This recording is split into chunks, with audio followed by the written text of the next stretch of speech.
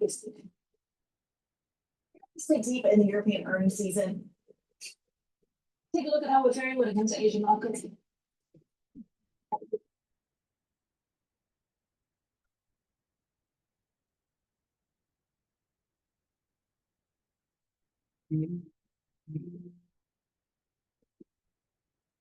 The S&P 500 has scored 25 record closes on a 3-month rolling basis. It's a testament to strong momentum in stock market performance, but also maybe a warning sign that the winning streak is becoming stretched. Bloomberg found that a pullback once the market reaches the milestone of 25 records is often followed by further gains, though. Let's bring in Andrew Slimman, Senior Portfolio Manager at Morgan Stanley Investment Management. Andrew, this is something that you've talked about, that yes, things are looking stretched, but that doesn't necessarily mean that it's going to reverse. So what do you do at this point? Do you just continue to ride the market to continue new highs? Well, it depends. I guess it depends whether you're talking about new cash or existing cash. Existing cash, I certainly wouldn't be pulling out of the market as we go into the fourth quarter. I think one of the problems for the people that have been on the sidelines is we're just not getting that pullback. And I think a lot of people come on your show and say things like, oh, I expect a 3 to 5% pullback. Well, if everyone's expecting a 3 to 5% pullback, you know you ain't going to get that. And I suspect either you get a deeper pullback or no pullback, the market continues higher. And I think we didn't get one this summer, and the market is typically a lot more vulnerable in the summer than it is in the fourth quarter. So look, I agree, the market's stressed. It's getting a little frothy. I just don't see, as we go into the year end, with enough investors, retail and professional, that are behind the ball, looking for opportunities. I just don't see the market going down. How is everybody not fully invested at this point, Andrew? I seem to remember some regional Fed saying U.S. households, for example, are more overweight stocks than they've ever been, in the history of the universe since the Big Bang. So who has more money to deploy? Well, first of all, they're overweight. That because the market's gone up more than the money market doesn't mean on an absolute basis investors still have a lot of the money market. I did a call with a financial advisor who had a client on last week saying, gosh darn it, I'm not getting my 5% risk free anymore. We got to do something with the money. So as the Fed cuts rates, money markets are not going to be as attractive, and people will start to look for a home for that money. It's not all equities. It's going to go into other higher returning risk assets, but it's going to come out of the money market. So I just don't buy that argument, because I hear over and over, and I see the flows. As the Fed is cutting rates, money is coming into the market because the alternative short term.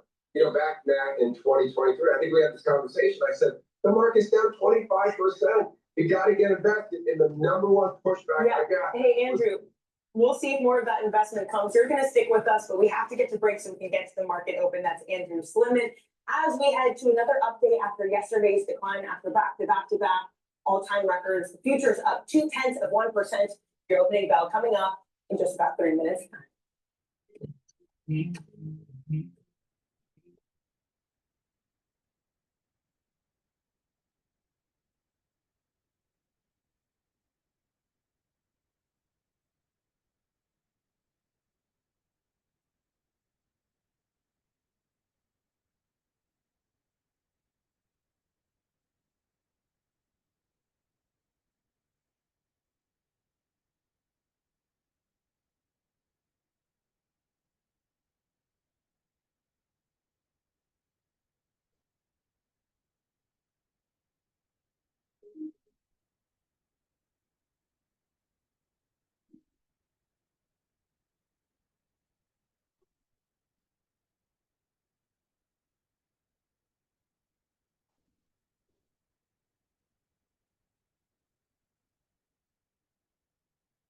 Hello, my name is Dr. Paul Cottrell, and we are live streaming on YouTube and simulcasting on X Spaces. I'm also live streaming on my website, the-studio-reykjavik.com. So please watch through those different modalities or listen.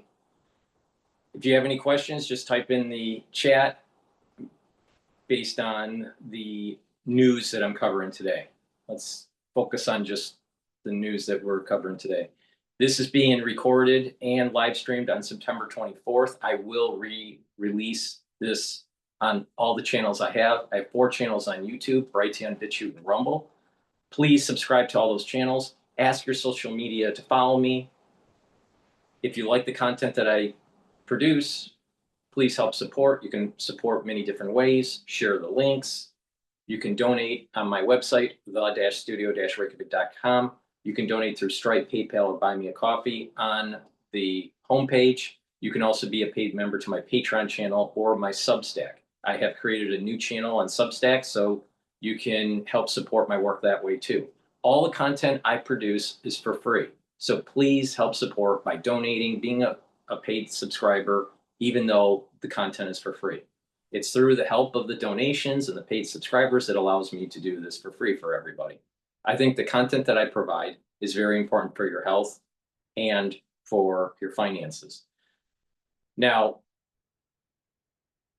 there's lots to learn from the content I produce. I'm telling you how the market is starting to evolve throughout the year. If you've been paying attention to me since April, you would have been making money. So please pay attention and you will benefit from the free information I provide. Also, I have great products on my store, ebooks, supplements, and course material on immunology and pulmonology that you can purchase to help support the work that I do. So before the market opens, well, the market just opened. So let's take a look at where the S&P 500 is at. So the S&P 500 is trading at 6,671. VIX is at 1634. Euro is trading at 1.17. Oil is trading at $64 a barrel and 34 cents. BITO is trading at 19.44. Bitcoin is trading at 113,000. Japanese yen is trading at 148.69, and natural gas is trading at 2.843. I have a target of 6,800 to 7,000 for the S&P 500 by year end. Now, the immediate resistance point is 6,700 and the support level is 6,500. So pay attention to that. As it's getting closer and closer to 6,700, it might get faded and come back down. You saw that the last couple trading sessions or so. So pay attention to that. Once there is more news starting to trickle from the Federal Reserve that another rate cut is going to take place this year, most likely we'll surpass that 6,700 number and creep up to 6,800. But I still have a target range of 6,800 to 7,000 by year end. You've been paying attention to me when the S&P 500 was at 4,820 or 30 in April, you would have made a ton of money. So, there was a lot of podcasters out there saying it was the end of the world, and I said, no, it wasn't. So once again, if you listen to me, you'll benefit. Please go to my store, the-studio-reykjavik.com, and get the great supplements that I have and the products. You need to prepare for the fall and the winter. If you've been paying attention to what's happening in the wastewater, I don't have to say the name because of the censorship, but the bottom line is this: if you don't prepare, you are increasing your chances of having problems. So go to my store, the-studio-reykjavik.com, and get the products that I tell you to get. Structural nano silver soaps. You can get it in charcoal tea tree, lemongrass, lavender, and also peppermint. Get a few bars for your household. These are structural nano silver soaps that I use every day. They're very high quality. Get a few bars for your household. Use discount 5 and you get $5 off any order. But another great supplement to prepare for the fall and the winter, but something that you should be doing every day. I do this every day. Take the Max 35 or the Cleanse. Cleanse is 30 parts per million. Max 35 is 35 parts per million. Take a teaspoon a day. Swish in your mouth, gargle about 30 seconds or so, and then swallow it. What that will do is improve your oral cavity and your oral pharynx. That's the back of your throat. Improve your mucosal lining. Improve the health of the epithelial cells that are in your oropharynx and boost up that immune system. Super important to do every day. And you do that as part of an anti-aging protocol. But what it does is it boosts up your immune system. And it's extremely important to take. If you're not feeling well or someone around you is not feeling well, especially during the fall and the winter season, take a tablespoon or 2 a day. And then go back to your maintenance dose when everything's all clear. But it's really important to stock up. If you're not prepared, don't be surprised something happens.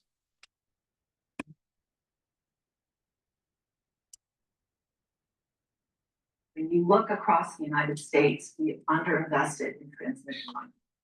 The reality is there's about 2,500 gigawatts of capacity in development that is waiting to get on the grid, a staggering number.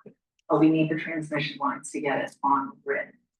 To date, it takes about 7 years in the US to build these transmission lines. With fast tracking permitting and other work with states, you can cut that time in half, and some would say even more than that, which is a meaningful unlock. We're gonna go to live now. There was a shooting in Dallas. It looks like at ICE facility. Suspect dead, 3 detainees shot. Other side of us of people trying to turn around and trying to get through, they're all being directed to leave this area and that they cannot drive through here. We see, you know, a law firm here in this area along with several other businesses here. So we will see how long this plays out. We know, of course, that area of 35 is shut down. We actually exited off of 35 and we were in that area near Empire, and there was a heavy police presence there, and they told us we had to kind of go up and turn around. We couldn't pull over in that area either, and that is where we saw quite a few ambulances and first responders from multiple agencies here in this area working this scene right now. Back to you.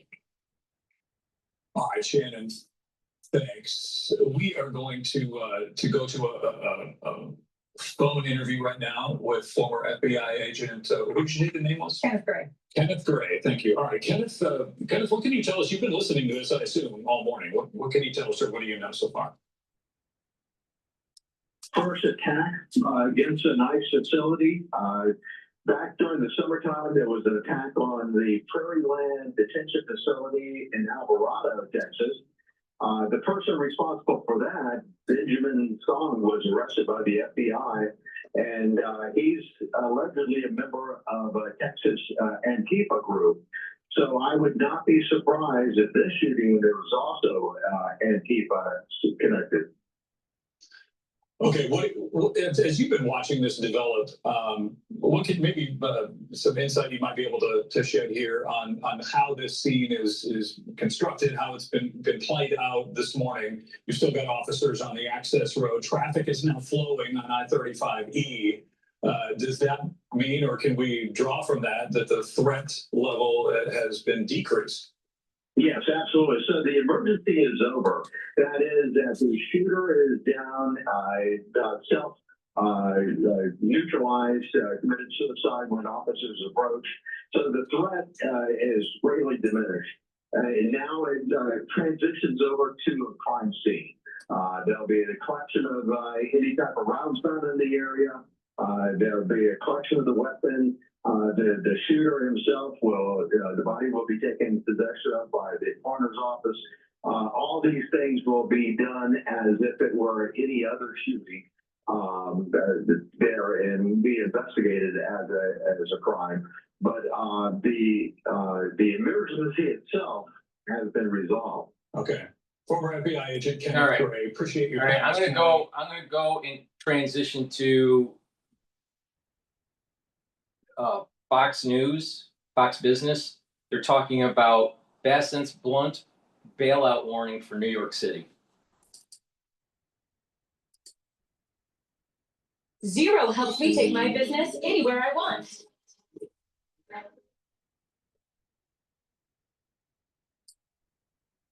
Tell me this. What is greatness made of? Is it in your drive? How are you possessed? Welcome back. Good Wednesday morning, everybody. Thanks so much for joining us this morning. I'm Maria Barcelona, and I hope you're having a good morning. It is Wednesday, September 24th. It is just before 8 a.m. on the East Coast. President Trump delivering a fiery speech yesterday at the 80th United Nations General Assembly. He called out world leaders right to their faces over their failures within their own countries. He touted America's success, and he told you the impact of wide open borders. Watch. We are rapidly reversing the economic calamity that we inherited from the previous administration. That energy costs are down, gasoline prices are down, grocery prices are down, mortgage rates are down, and inflation has been defeated. The only thing that's up is the stock market, which just hit a record high. Growth is surging, manufacturing is booming, and workers' wages are rising at the fastest pace in more than 60 years. In my first term, I built the greatest economy in the history of the world, but this time it's actually much bigger and even better. President Trump, meanwhile, canceled his planned meetings with Democrats, Chuck Schumer and Hakeem Jeffries. They were supposed to meet on Thursday, but he's calling their demands to avert a government shutdown unserious and ridiculous. He left the door open for future negotiations, however. Meanwhile, the Treasury and the IRS outlining this week which workers could qualify for the no tax on tips deduction in President Trump's big, beautiful bill. Joining me now to talk all about that is the U.S. Treasury Secretary of this great nation, Scott Bessent. Mr. Secretary, it's great to see you. Maria, always good to be with you. Thank you so much for joining us. You have so much on your plate. And first, I want to thank you for all that you're doing, Secretary. Thank you. Well, Maria, it's all the president. It's easy to follow his lead, and it's so exciting. I've been following markets for a long time, more than 25 years. All right. He is the best Treasury Secretary that we have had since my lifetime. When the policies the American people elected him. The American people elected him for change, and he is doing it every day. Can you believe it? It's just been 8 or 9 months. No. The amount that he's gotten done. No, I cannot believe it's only 8 months. Tell me about that speech yesterday at the UN. What was your biggest takeaway of President Trump calling out others on that stage? Well, President Trump, as you know, Maria, is all about solutions. Why have we accepted that things don't work? He asked, like, why is the federal government not delivering for people? Why are our cities unsafe? So he came to New York, and he has great respect for the United Nations, but he called them out for it not working. The president has done 7 peace deals, and the UN never got in contact with him. How does that work? He called out the rest of the world and our allies for their failures, whether it's on immigration, on energy, on their economies. And he excoriated them, but then he said, this is American leadership. Come with us. If you want to, we will lead. Yeah. And, Maria, this is what American leadership looks like. And I think people missed it for 4 years, whether in the US or on the world stage, and the US is back. A lot of common sense there on policy. All right. So Jay Powell yesterday signaled that the Federal Reserve is going to move slowly on interest rates. He also said the stock market was high. I don't know why he said that and why he would wade into that territory. But what is your thought about the macro story right now? I want to get your take on where we are with regard to economic growth and what's ahead. Clearly, the Federal Reserve has been too high for too long, and we're going into an easing cycle here. And I'm not sure why Chair Powell has backed up a bit here, because, as we can see, we inherited a mess. And it's unclear now. We've had almost 2 million downward revisions in the jobs number. There was almost no private job creation in the Biden administration. And with these revisions, we know that something was wrong beneath the hood. And now we could see in terms of the housing market that affects consumers, working Americans, rates are too restrictive. They need to come down. And I think we will go into a cycle. And I'm a bit surprised that the chair hasn't signaled that we have a destination before the end of the year of at least 100 to 150 basis points. And I will add, President Trump's pick for the Federal Reserve Board, Stephen Myron, Stephen has said more in a week more in a week than the Biden administration appointees had said during their entire tenure. Yeah. And Well, he wanted a 50 basis point cut, Jay Powell cut 25 basis points. Stephen Myron wanted 50. well, these meetings are supposed to be a discussion. You're supposed to go into them with an open mind. And, I think not unlike the UN, we've seen a lot of mistakes, a lot of rigidities. And, it's good to get some new blood in there. Who would be your best pick for chairman of the Fed at this point? Maria, I'm interviewing 11 candidates. We've got a couple who have surprised me in the strength of their candidacy during the interviews. Okay. And Who surprised you? I'm sorry, I'm not going to talk specifics. So you don't want to break that news right now? Maria, if I could, I would, because you're my favorite, but I'm going to be interviewing more candidates this week. We respected the Fed's quiet period, and we didn't interview any sitting Federal Reserve board members or presidents. So there's going to be a lot of interviews next week. I think the first round will be done for first week of October. Then we'll start another round, and I look forward to being able to discuss it with President Trump, present him with 3 or 4 very strong candidates. Do you think, given what we've seen in the labor market for the last 3 months, we've seen this weakening in the last 3 months. I don't know if you believe the numbers or not at this point, but do you think that tiptoes into recession at some point? I am less concerned about a recession. I'm concerned about the distributional aspects that we've got going here. I'm concerned that working Americans are getting hit harder just because of the high rates. I'm concerned that a lot of the housing affordability crisis is on the mortgage side. So, I am very concerned, and I believe that we do need rate relief. We need to get at least back to neutral. Isn't it odd that when you talk about lower rates and the Fed expected to cut another time, at least once more, that rates go up? Do you think it's a certainty that as the Fed lowers rates that you're actually going to see a real impact on, for example, mortgage rates? I do believe that we are seeing, we'll see a substantial drop in inflation. I think that the housing numbers are done through imputed rent, that we're going to see, they run on about a 6-month lag. Everything that President Trump is doing in terms of deregulation, which I think is the underrated, the third leg of his economic policy, that's all disinflationary, and we'll see what happens with this AI boom.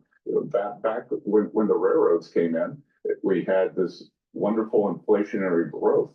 At the end of the century, we had the same thing in the 1990s, and everyone asked me, what am I looking for when I interview potential Federal Reserve chair? And it's just someone with an open mind, who's not looking in the rearview mirror, who's looking forward, who thinks maybe this could be like the 90s, where we saw the office electronics came in, we saw the internet boom. So could the AI boom be like that? Could we have a disinflationary period? Is our star, if it exists, going to move up or down? What's Nehru? So I want somebody who's looking forward, not backward. It's such an interesting scenario to look at AI, because imagine being able to build an app with your name on it just by thinking about it. Meet Base 44, a complete AI creation. scenario to look at AI, because on the one hand, that AI is going to replace some jobs, right? Obviously. But on the other hand, we didn't know we needed coders 20 years ago. We didn't know we needed all these engineers. So other jobs, even in energy, will be created. But do you have a plan for those jobs that will go away as a result of artificial intelligence? Maria, we don't. We're working on it now. We actually have what I call an AI czar at Treasury, and she is developing a plan, a roadmap that can help us with the U.S. economy. I'll be talking about that in speeches this fall. And we don't know which way it's going to go. And then, again, I think we got to have an open mind. But one of the things, as you know better than anyone, President Trump's trying to bring back precision manufacturing jobs to the U.S., the blue collar boom that we're going to see. And those jobs aren't going to be taken by AI. Yeah, I love what President Trump is doing with the supply chain. It is so important. And I understand this is national security. We're all wondering if there's sort of an outlier out there that is going to turn things around. And I want to get your take on Argentina, because Mr. Secretary, Argentina's peso sliding. politics and capital outflows rattling investors there. Javier Milei, I guess, has lost the confidence of investors. They're pulling their money out of Argentina. They're fearful that he will scrap his defense of the peso. You say all options are on the table, from swap lines to direct currency support. What's the plan in terms of supporting Argentina? Is there one? The plan is, as long as President Milei continues with his strong economic policies to help him, to bridge him to the election.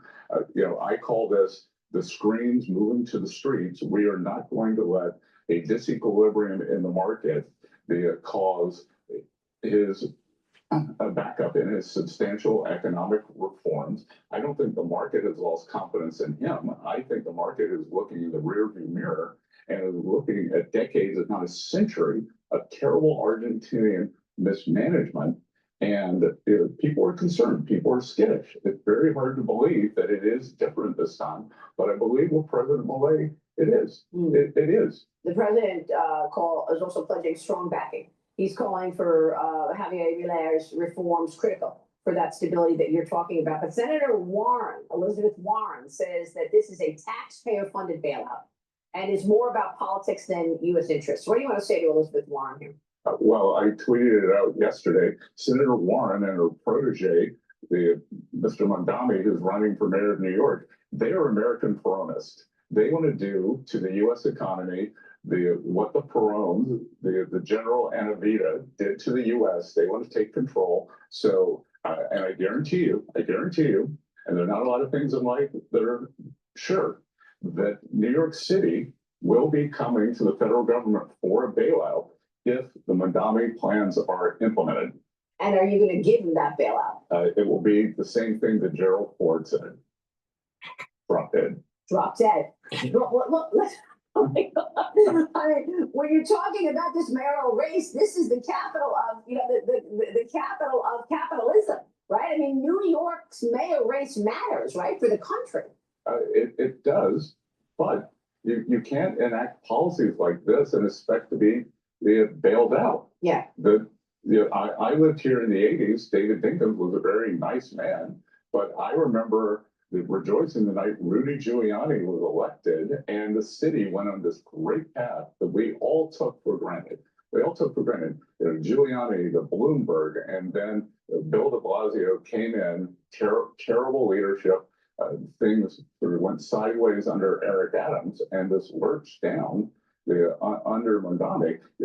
Everyone who stayed now wants to leave. Yeah. All the high earners, all the businesses.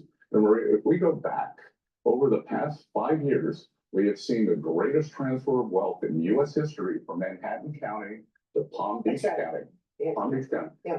The Mondami could be the greatest thing for Florida real estate. Unbelievable. Do you think we're going to see a government shutdown next week? I mean, you've got this that is on your plate as well. I'm sure you've been talking to lawmakers about fund.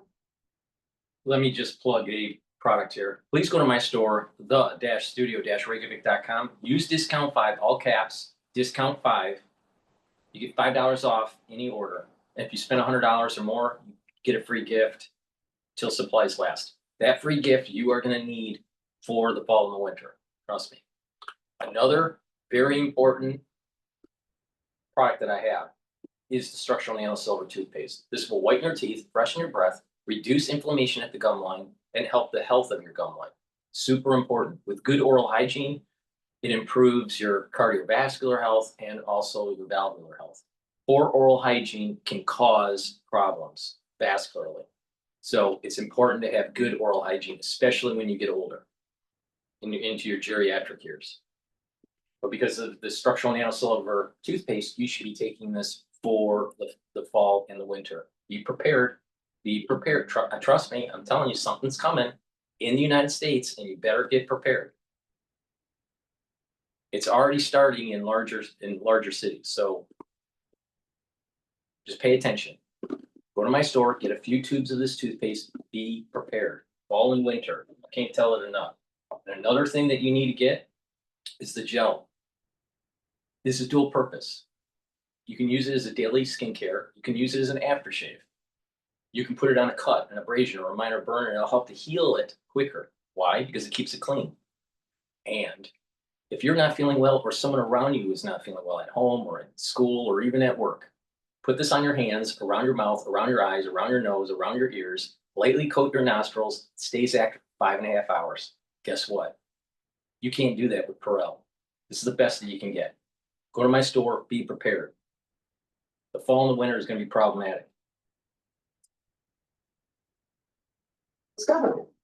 Maria, I don't know. What I can tell you is that the Democratic proposals are unserious, that they, this 1.5 trillion, they blew out the deficit when they were in charge. We're not going to let them do it this time. Senator Schumer did the right thing in the spring, compromise, brought Democratic senators along, kept the government open. But, again, you've seen Senator Schumer's poll numbers. He's got AOC nipping at his heels. Yeah. He talks about Social Security a lot. I think it's because he's afraid he's going to be out of the Senate and have to draw it down. Well, I mean, look, you're talking about expiring Obamacare, Affordable Care Act subsidies. I guess for 22 million Americans. And what we learned this week was that they also want those subsidies for illegals, right, in this country. Is that what they want in this package before agreeing to fund the government? Well, let's go back to President Trump's speech at the UN yesterday, and it really parallels what the Democrats have tried to do to America.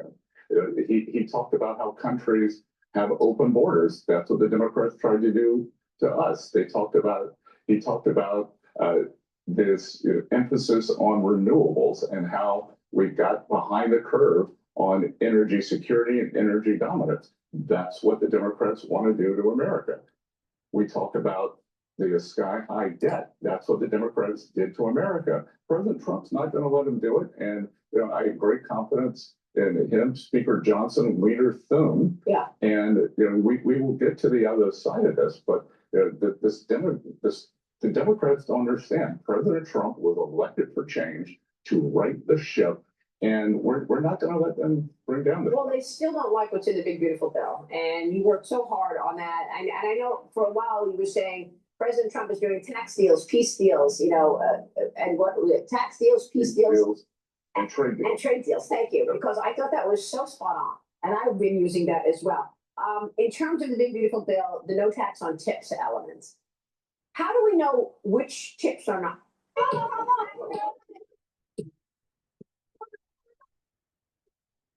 For you place from any place, just a single click. How do we know which tips are not taxed? Do you want to tell us who's eligible for no tax on tips? Well, Maria, it's a big list. I'm also the IRS commissioner now, so you can go to the IRS website. We are outlining that. And what we're not going to do is let people game the system. We have records of who's gotten substantial tip income. Yeah. And again, this is the strongest point of the bill, because on one side, it gave full depreciation to businesses, so it's spurring a CapEx boom. On the other side, it was President Trump's unique blend of economics for working Americans, no tax on tips, no tax on Social Security, no tax on overtime, and interest deductibility if you buy an American car. And I think what's going to be very interesting here is most Americans have not changed their withholding for 2025. So they'll be getting substantial refunds in 2026. They'll change their withholding in January, and they will get an automatic take-home pay increase. So I think 2026 could be a great year for working Americans. That is big. Do you want to see a second reconciliation package, and would you propose a cut in capital gains taxes in it? We'll see. I'm not going to get in front of the president here, but I think all options are on the table. Right now at Treasury, we were tasked with, along with the White House, along with the Senate and the House, getting the bill across the line. That was pass-fail. No one believed it could be done by July 4th. President Trump's leadership, with assistance from Speaker Johnson, Leader Thune, unbelievable. It was done on July 4th. At Treasury, we're in charge of implementation. So we're just worried about implementing this one in a fast, reliable, and safe way for the American people. Mr. Secretary, a lot of viewers want to hear about Fannie Mae and Freddie Mac, and you've got big plans here. The last time we were on the show, we discussed the portions of these companies going public. You're gonna take what, 5% or between 3 and 6% of them public. Everybody's buzzing about this $30 billion IPO, possibly the largest IPO we've seen, more than the Saudi Aramco deal. What can you tell us about the plans here? What do you want to do? Well, Maria, I can tell you that we are moving forward, but in a very deliberate fashion. And we will have announcements in the coming months. But the IPO is important, but the really important thing here is that we either maintain mortgage spreads or narrow them further to help the American people. So as we are negotiating this sale of a government stake, we want a fair price, a good price for the taxpayer, because this is going to be a lot of money for Treasury. But the most important thing here is that mortgage rates stay benign or even get better for American people, because we're in this housing affordability crisis. We talked about it. I think the Fed lowering rates will bring it down, and we are working on this every day. So, but with Fannie and Freddie, our North Star is mortgage rates and then the sale to the public. Well, there's a lot of ways to do that, right? The sale to the public. And I'm sure you're looking at different ways in terms of doing this. Every bank wants in on it.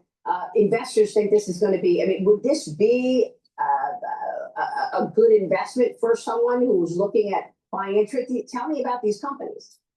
Look, these are the American dream, their American home ownership. It is the American government. These are regulated entities that, excuse me, went astray during the financial crisis. They were mismanaged, and we are going to make sure that they have proper governance. And when we bring them public, I don't want to talk about perspective, but I can tell you everything will be in place for their success. I think that they are unique as financial institutions. I think that they are unique as consumer institutions. And we are looking for a range of institutional investors who will be long-term holders, but we also want the American people and small shareholders to have a stake in these companies too. We want them to be part of the American dream. The idea of government owning portions of public companies, this is something that free market people have to get their heads around. They're not clear about your agenda. So walk us through what you're thinking. The government took a 10% stake in Intel. The government is talking about taking a stake in a minerals company. The government will own, obviously, conservatorship with these companies, even if they sell 5% of it. What should we think about that? Because some people say, well, look, if government owns a portion of a company, then that's going to mean that that company gets better treatment than another company. For example, I spoke with the CEO of Figure, who's also a mortgage originator. Here's what he said. Watch this.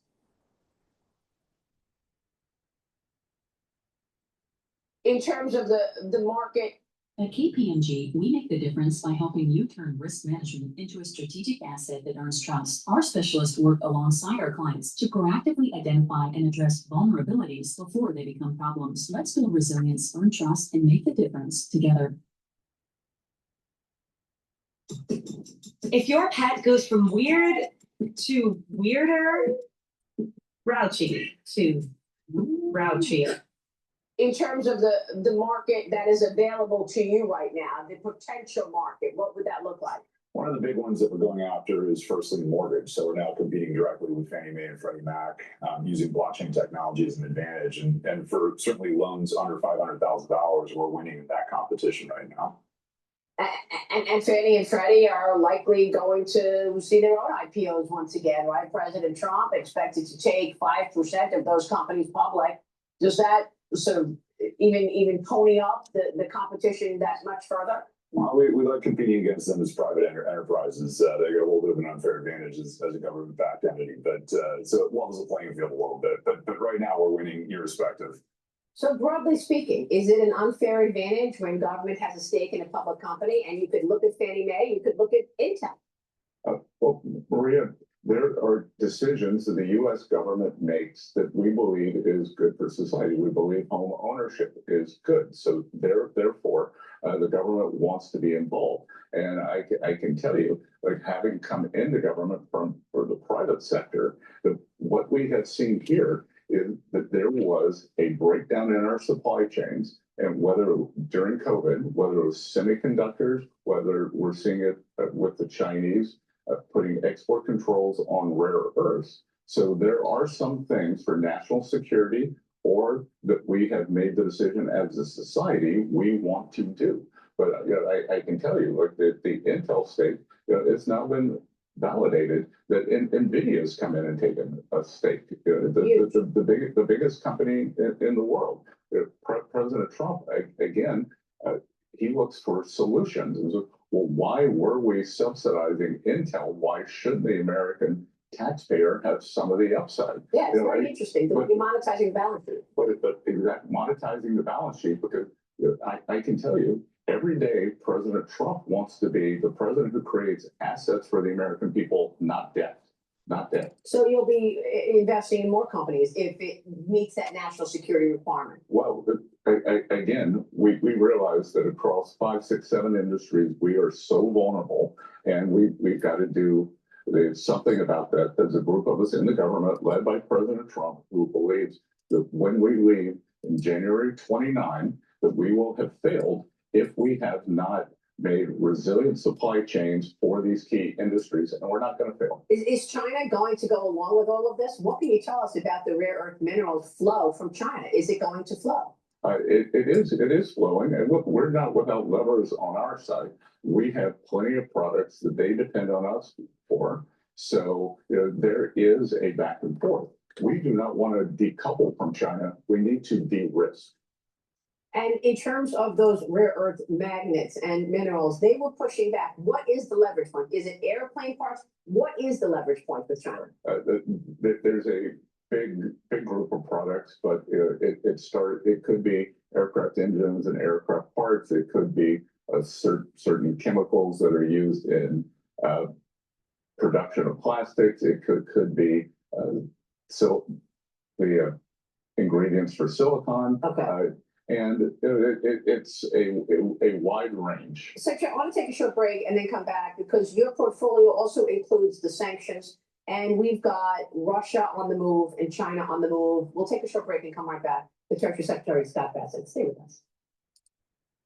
All right, I'm going to go to a very important BBC show that was last night, and we have to put it in the context of what I have mentioned on other videos. Remember what I said about how the central bank in England cannot do quantitative tightening, and that what will happen is that there's going to be an orchestrated story to increase the war in Ukraine against Russia. Because that will create an environment where almost always when there's a war, you have to create more dollars to maintain that war effort. So as an excuse to not to do quantitative tightening, you continue a war in the Eastern Front of Europe against Russia, all right? Couple that with Putin not willing to take the off-ramp from Trump. So there's two dynamics going on here. But there's a debt cliff because of over-indebtedness in England. They're having instability because of immigration. They're having illegal immigration. They're having instability with Muslims in certain cities within England. They have social programs that they can't afford.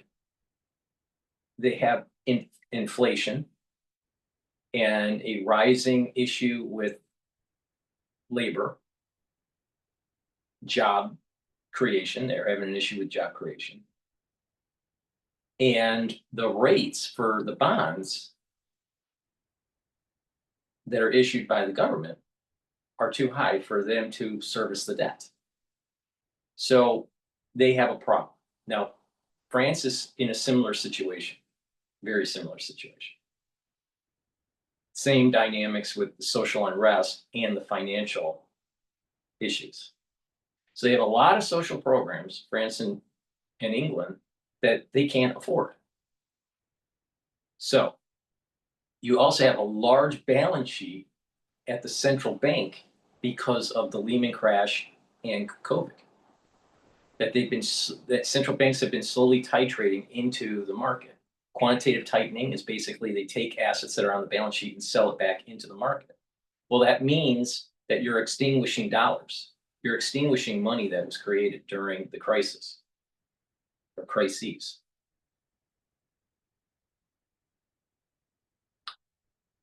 Now, if you have a society that can't absorb the higher rates because there's more of this asset in the market that people don't want, the rates will go up. These bonds or commercial paper.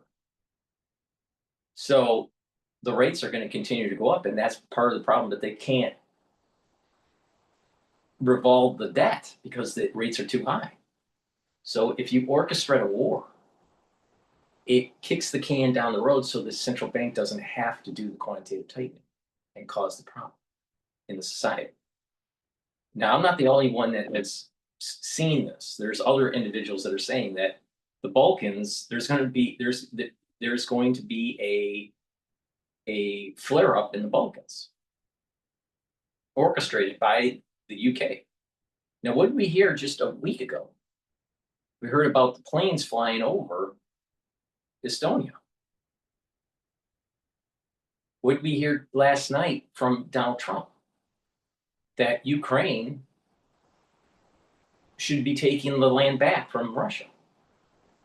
That's a complete reversal of what he was saying a couple months ago.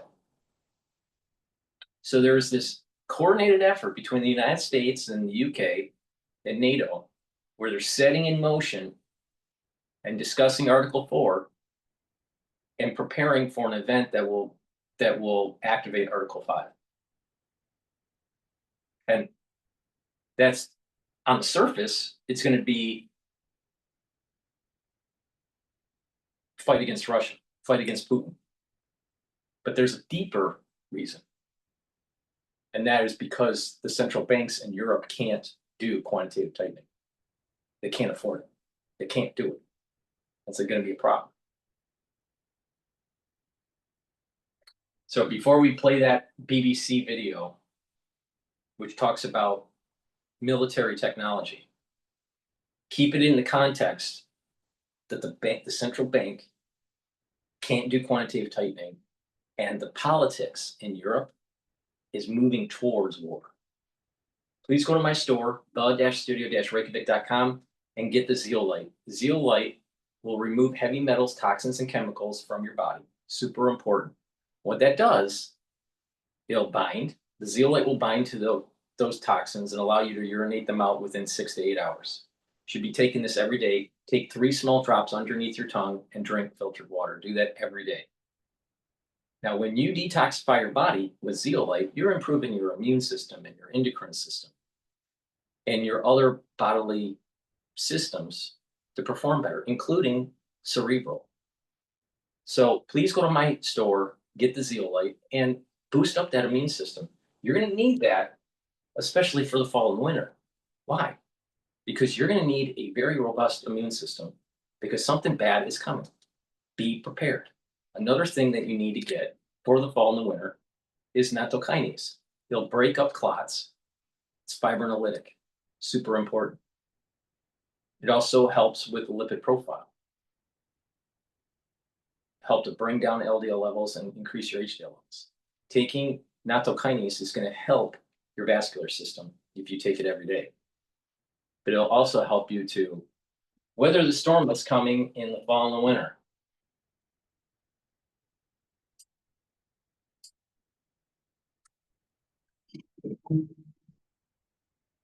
Gambling with World War III.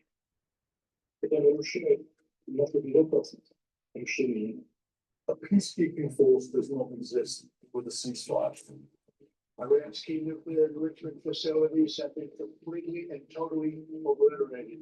Any regime attempts to create a security vacuum have been historically catastrophic.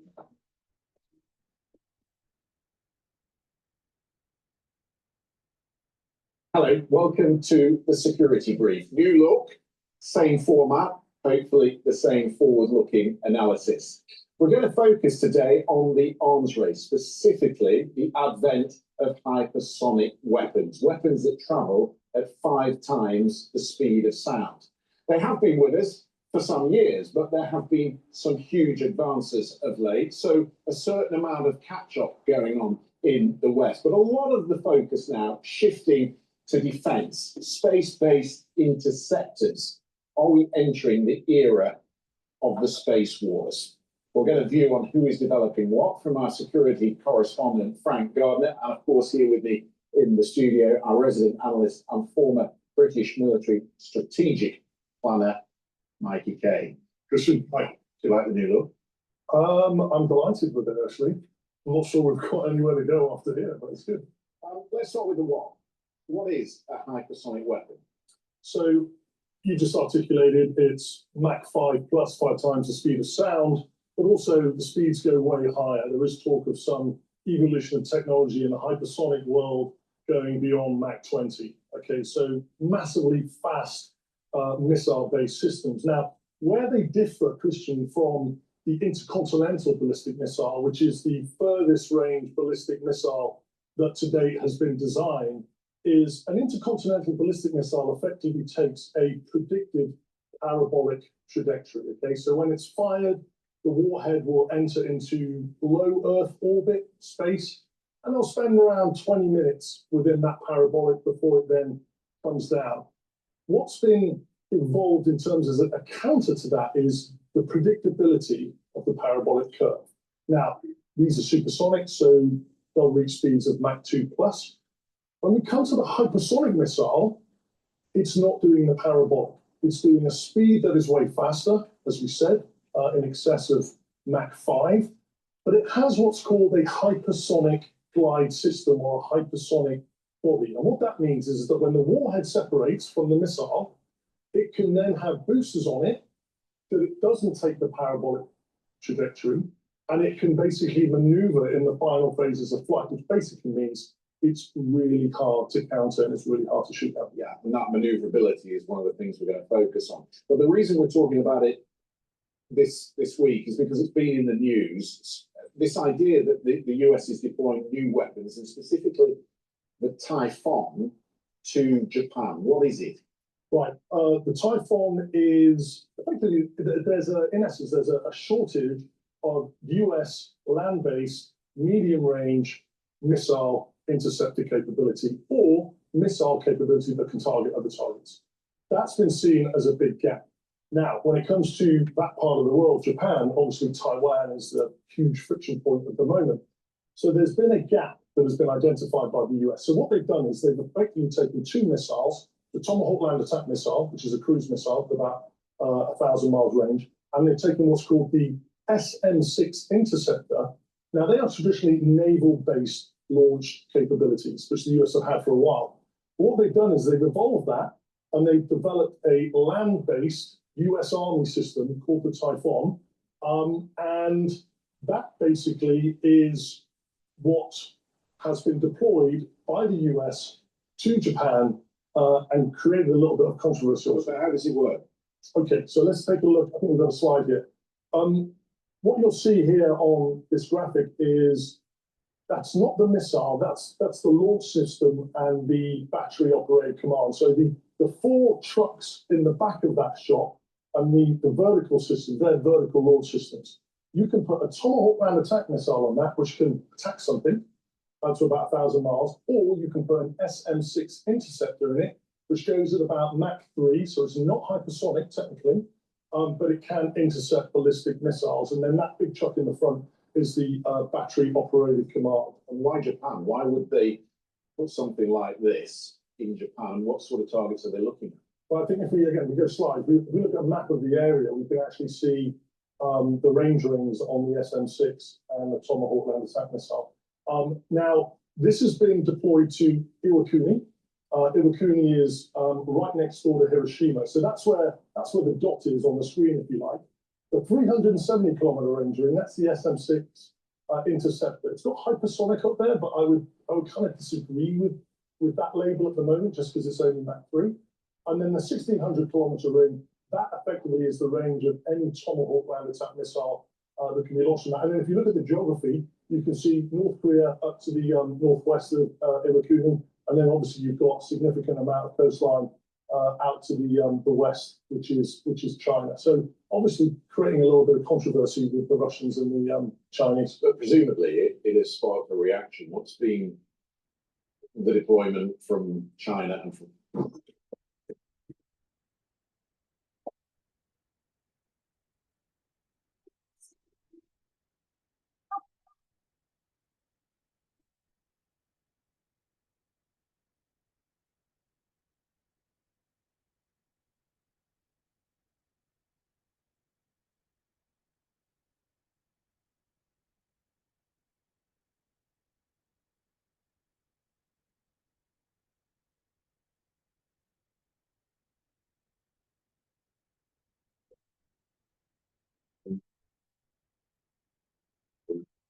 the deployment from China and from Russia in response? Yeah, diplomatically from China, there's been a lot of pushback. What we'll probably see there is a escalation of military capability that will then be pushed in by China. But Russia's already done that. They've deployed what's called the Bastion K-300 missile system. If you look at Japan, where it says range of US missiles in Japan, just under the far right A, if you go down, that's some Russian islands called Kuril. And what the Russians have done is they've put a K-300 missile system.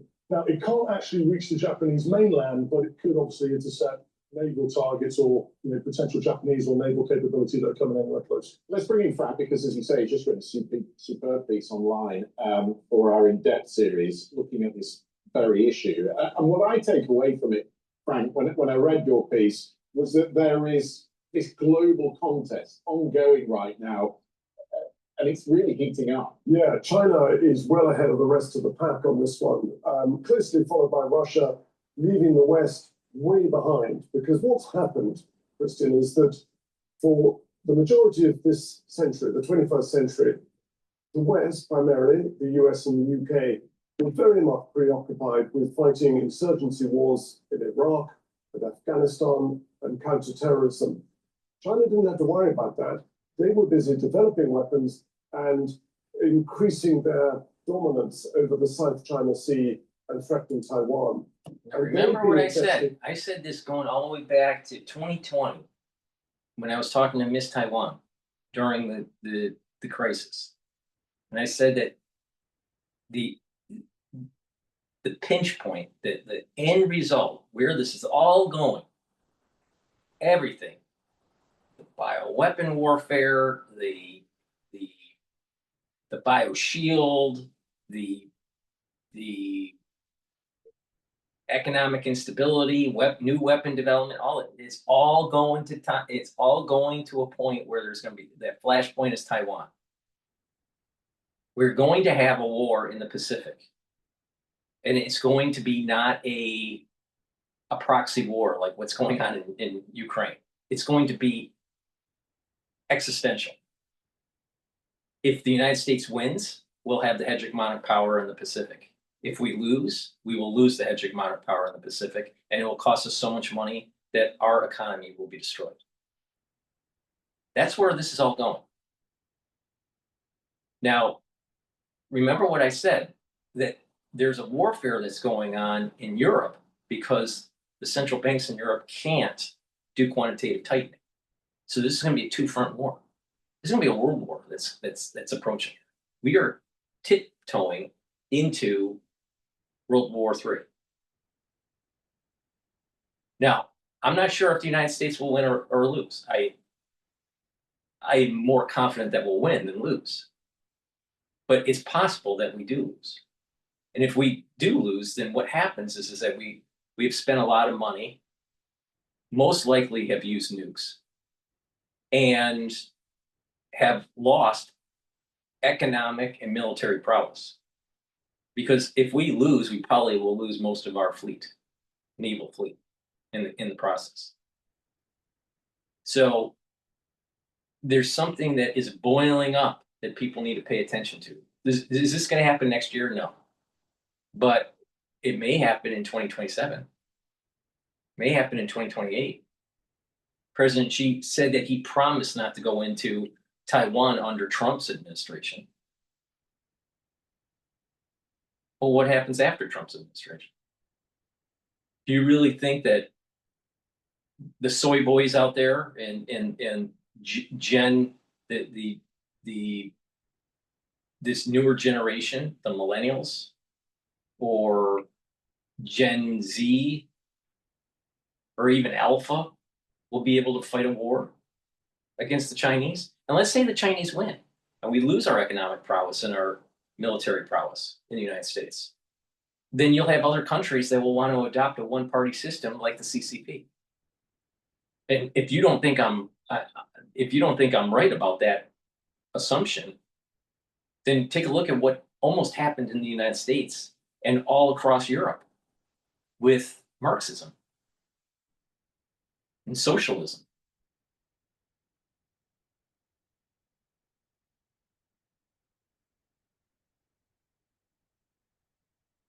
So you have a big section of the young that are liberal, that aren't athletic, that aren't healthy, that have diabetes, they have problems with their heart now because of the crisis that we went into, even if they were athletic.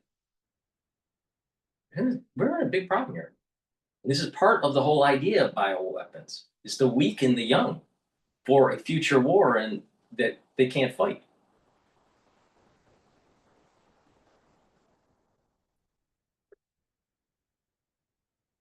If you have a child that is healthy, what you need to do is make sure that they have the best education that they can have, and to be truly a thinker, but also make sure that you give them athletics, because it's through athletics that is going to give them the increased probability of surviving what is coming. A bunch of people sitting in a chair playing video games aren't violent enough for a war. They don't have the stamina or the muscular structure. We're going to war. It's happening. All you got to do is just listen very closely. BBC is state-run TV in UK.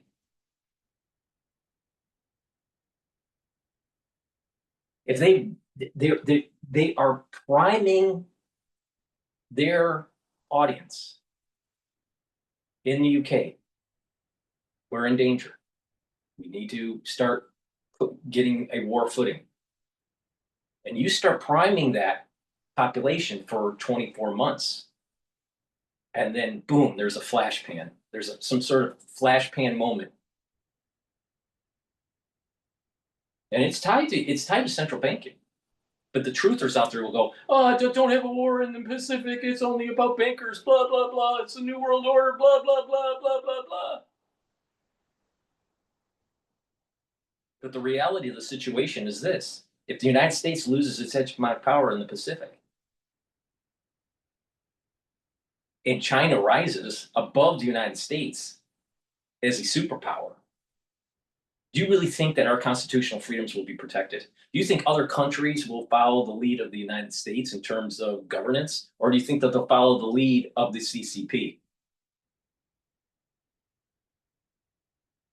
The CCP in China must be, not maybe, must be destroyed. Absolutely, completely destroyed. It's an existential threat to the United States.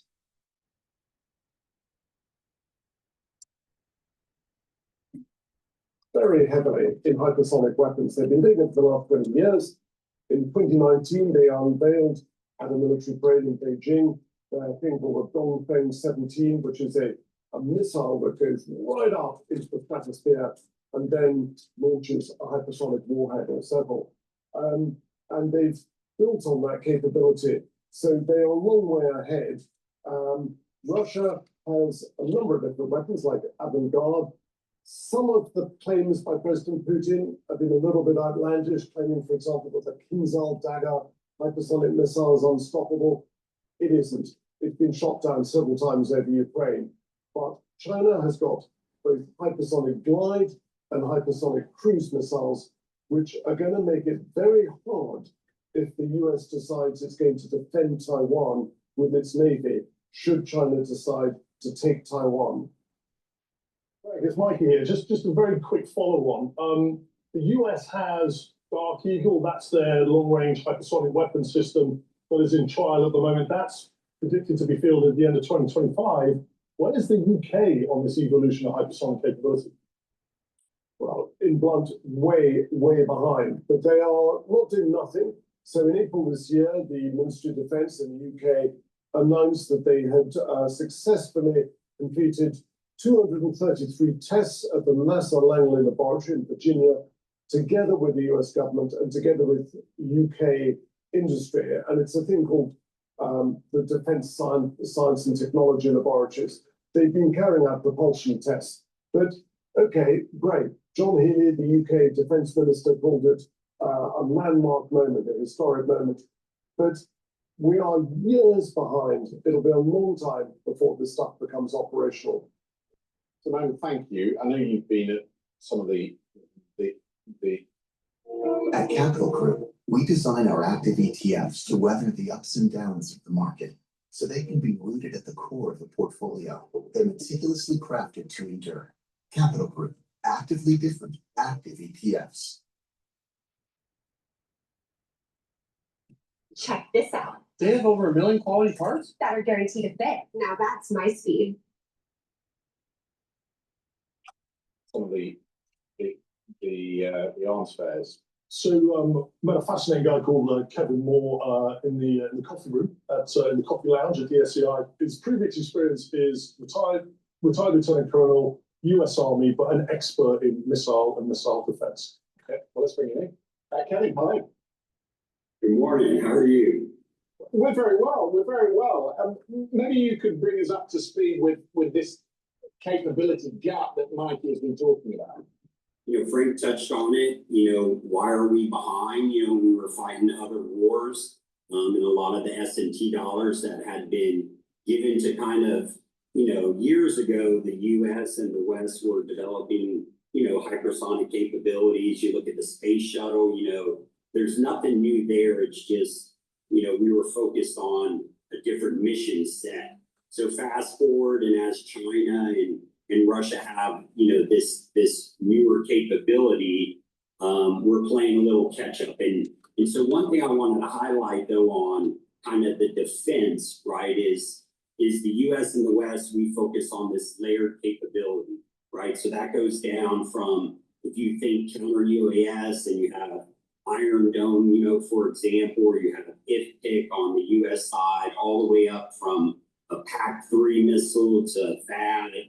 You kind of have this layered defense based on what threats coming in. And when you talk about the new hypersonic, you know, you talk about the speed, number one, being a concern, because, you know, going super, super fast. And then you talk about the maneuverability, and that's the one I think is the hardest to discern from previous ICBMs that have that ballistic track. And there's two things that go along with that. One of them is how do you detect and sense this, number one, because of the speed and the angle of entry and the glide body itself. And then the second is, you know, what means do we have to counter that? And I would actually dive in, you know, take that apart a little bit and say, what are the kinetic means? And then what are the non-kinetic means? And so traditionally, from a ballistic missile defense perspective, we look at left of launch, meaning what are our capabilities to take this out before it even launches? The second is kind of that boost phase, where how do we take it out before it launches exothermic and separates, which with the warhead, etc. And then where do we intercept it? And so right now, I think. Sorry, Kevin, just in the interest of time, I think the big question I've got is that everything you're talking about suggests a counter space capability. Is that what the Americans are working on with their 1 trillion 2026 defense budget? Yeah, so I think there's initiatives that have come out through the Missile Defense Agency talking about a space-based interceptor. And really the premise behind that is the engagement timeline for the operator to detect, track, and then engage has diminished tremendously in time. And it's really, it's almost like you're going to need an autonomous system to make the decision, which I don't think anybody is ready for that yet. And so one of the concerns and one of the thoughts is, well, if you have a space-based interceptor, you decrease that engagement time and you give it a little bit more legs to go after a target when it's at mid-course. Kevin, well, I'll have to leave you there. Thank you very much for that. Mikey and Frank, thank you also for your thoughts. If you want to read about this issue, you can go to Frank's piece online. It's an in-depth article, lots of detail in there. And of course, if you missed any part of this security brief, you can find it on YouTube, on the BBC YouTube website. We'll see you next week.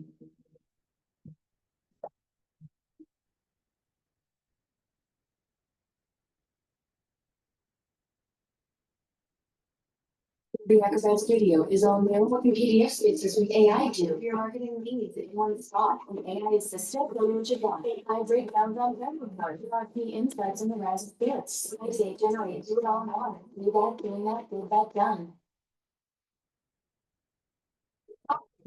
We've been swallowing their story for years. Enough. New Recharge by Vimergy.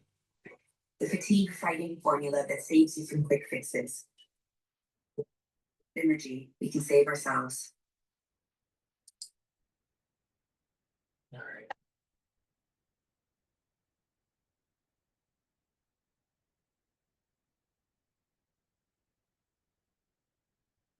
All right, so I have a question here. Someone's asking about NAD and taking patches versus, let's say, tablets or so.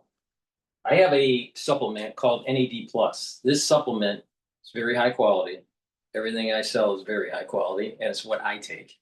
Now, NAD Plus will boost up your NAD Plus levels and increase your energy, help to repair DNA damage in your cellular DNA and mitochondrial DNA. And NAD Plus helps to protect neurons. Now, the question that was asked in the chat was about patches versus tablets. I prefer tablets. Why? Because patches are stuck to your skin.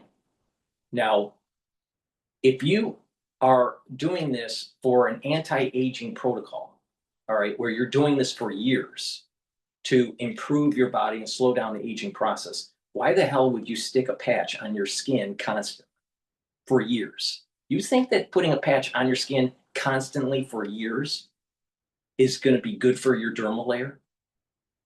Because you got the basal layer, you got the dermal and the epidermal layer, right? Well, you have blood and you have blood vessels and you have lymphatics that are in the area. You also have pores. You have lots of different things that are in the actual surface of the skin. Now, if you put something on the skin constant and there's some sort of irritation, maybe because of sweat or you're working out and you're rubbing against that patch, you may stimulate your immune system to actually create antibodies against the contents of the patch and create psoriasis or create some sort of eczema. Now, I'm not saying that happens all the time, but why would be someone taking NAD Plus just for a week? You'd be taking NAD Plus as a long-term part of a protocol because you're trying to boost up energy levels, repair your DNA, and to protect your neurons and to slow down the aging process. So it has to be used long-term. So if you put something on your skin constantly, and you're peeling it off, and putting another one on, and you're peeling it off and putting another one on, and maybe you're switching areas. But if you look at people that have patches on their arm or on their leg, and they constantly are putting them on, and they have these things for years, they're doing this for years, you'll notice that their skin, there's something wrong at the underlying layer of the patch. And if there's enough irritation and you break tolerance, you're going to create antibodies against the actual compounds of the patch. These antigens that are on the patch, the chemicals and the substances on the patch, your body can become build an immune system against it. And so when you put it on another area of your body, it activates your immune system and it actually attacks the patch, and you start having these irritations with the skin, and you start having this type of plaque buildup on the skin, or an eczema or a psoriasis. Some level. There's different levels of psoriasis. So I don't believe in bad. Patches are bad. If it's long term, it's bad. I mean, just think about, then people go, well, there's more bioavailability because it's on the skin and it'll soak into the bloodstream. And so just take a higher dose of NAD+. I mean, with that logic, everything should be a patch then. Well, why isn't everything a patch? Because it's not healthy for you. Don't do patches. I'm telling you, don't do patches. Just because it's more bioavailable doesn't mean that that long term. Now, if someone needs a patch because of some sort of issue that's short term, then it's not that big of a deal. But you look at people that either for long term use, either trying to quit smoking, or long term use because of, let's say they're trying to get pregnant, and they have patches for that. You look at the area of the skin of individuals that have patches, and they have them there chronically, they have them there regularly, it causes problems with the skin. Now, you pick which one you want to do, but taking a tablet form is a better way to do it.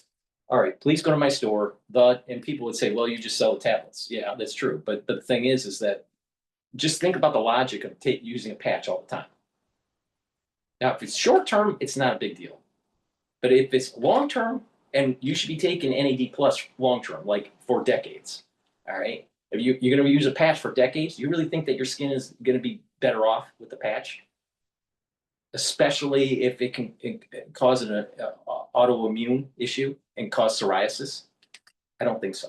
Please go to my store, the-studio-reykjavik.com. Get the NAD+ and build up those energy levels, slow down the aging process, repair the DNA damage, and protect the neurons. Protecting the neurons is super important. Okay.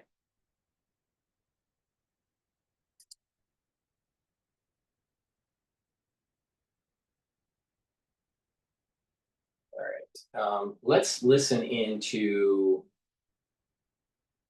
Fox Business. Zero helps me take my business anywhere I want.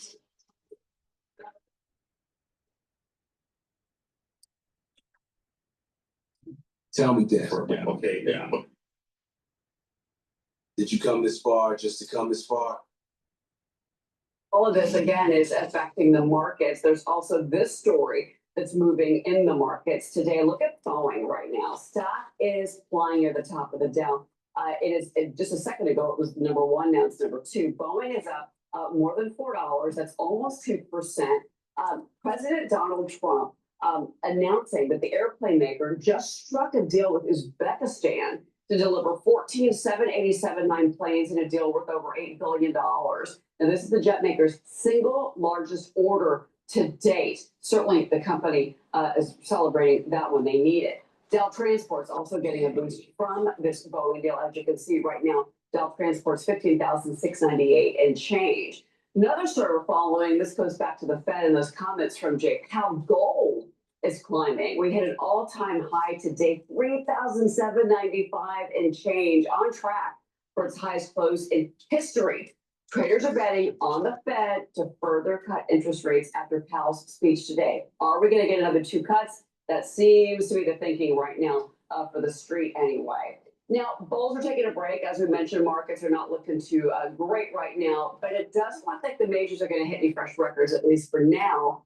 But hey, it's how they close the next 55 minutes. We'll see how we go. What should you be buying on a down day? Sometimes there is opportunity on days like today. Let's get to our floor show. Joining me now is Market Rebellion co-founder John Najarian. And John, one of the things I was looking at in your notes is the energy sector. And you mentioned NATO in this robust response. You're going to want to hear this then.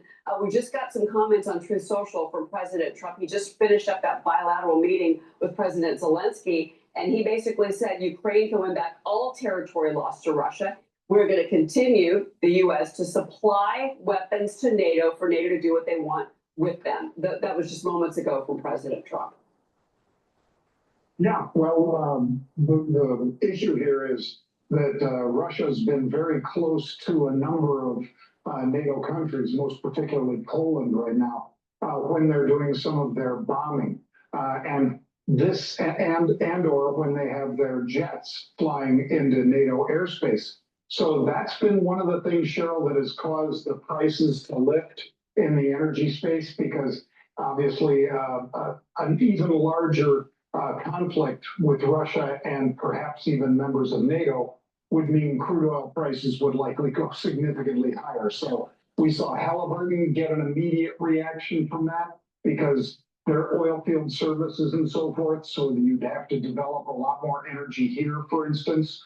But I'd also watch Schlumberger, SLB, along with that Halliburton HAO, if we continue to hear rhetoric and see this sort of thing playing out in Eurasia or Europe in general. You also, one of your other picks, and this is a news-making stock, and this is Disney. Obviously, we're on the heels of the news breaking yesterday that Jimmy Kimmel is going to go back live on the air tonight. We'll see what he has to say, whether or not he apologizes. There's some reporting out there that he doesn't plan to. We'll see what his monologue to say. But, this has been a hit for Disney. And his contract is up in May of next year. There's a lot of question marks about late night television, that drag on the company. And then you've also got the issue of the consumer with Disney, whether it's the parks or whether it's the streaming business. Do you still like Disney as a pick? And would you buy it at these levels? It's at 112 right now.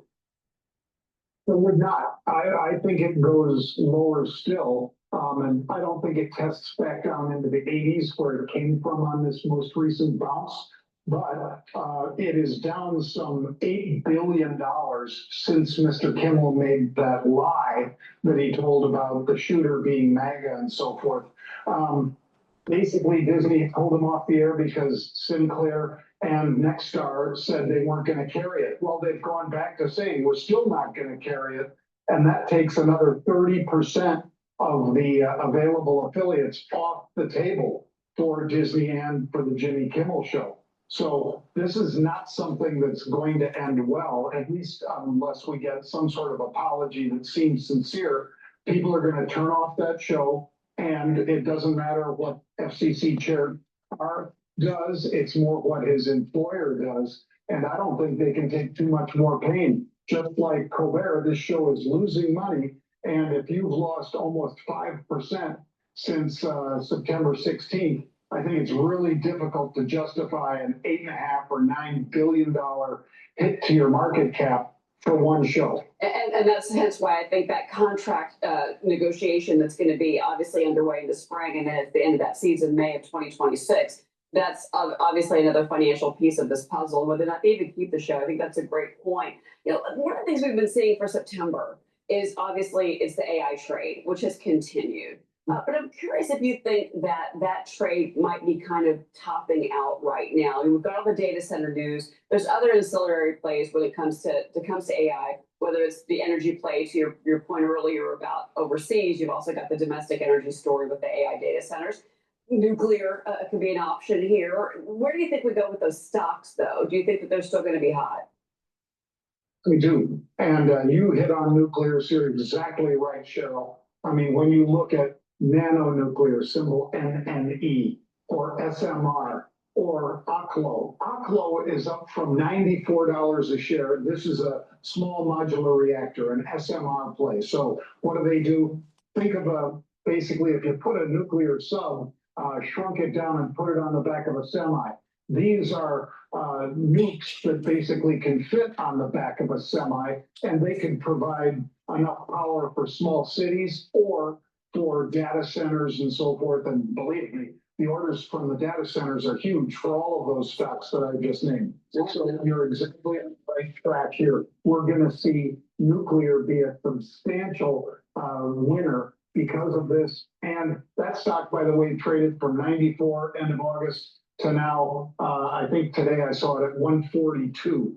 That's not a lot of days for it to get that much market cap, but that's what we're seeing in the space. And we're hearing that from the administration in particular about nuclear. And look, the French have been, monopolizing the nuclear power. I mean, they really kind of led the world, and they've done it safely and securely and cleanly. There's so many answers in nuclear. I've brought that up so many times.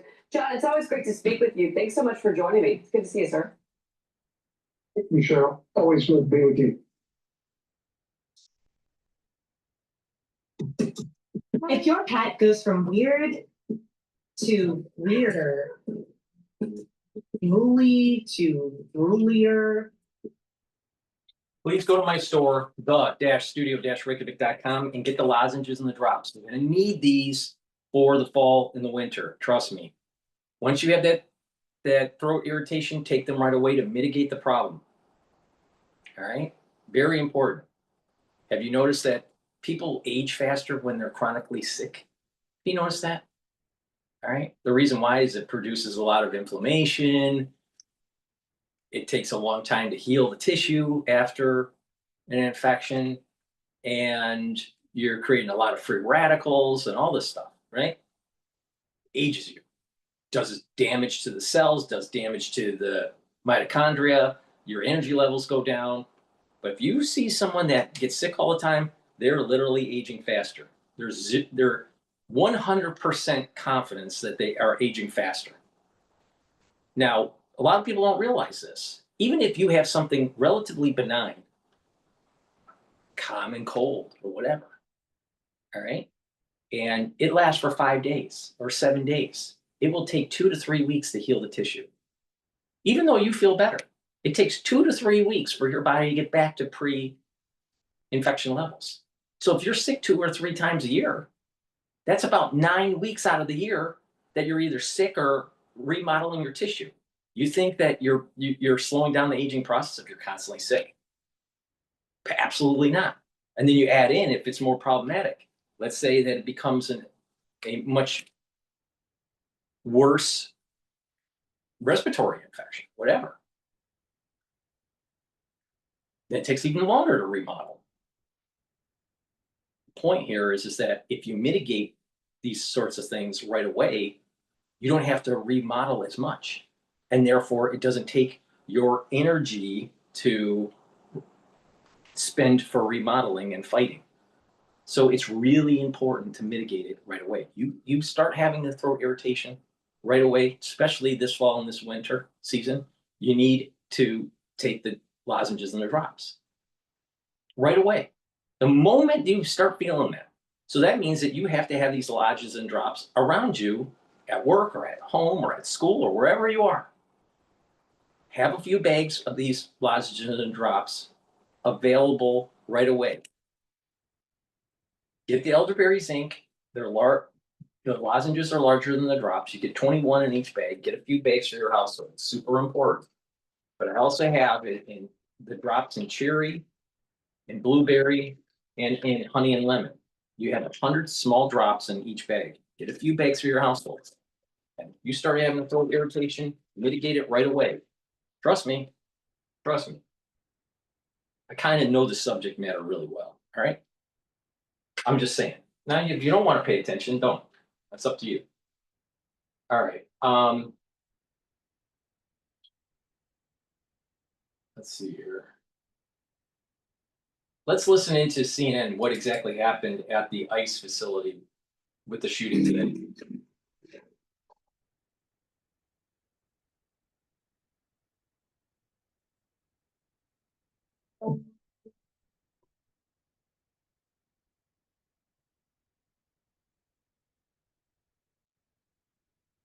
Gunman opened fire at an ICE facility in Dallas. At least one person is dead, according to police, and we are live with the very latest.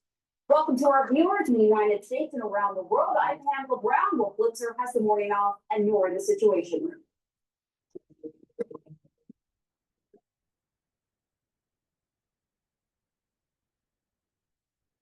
This is CNN breaking news. And we begin with the breaking news. A gunman opens fire at an ICE facility in Dallas, killing at least one person and wounding two others.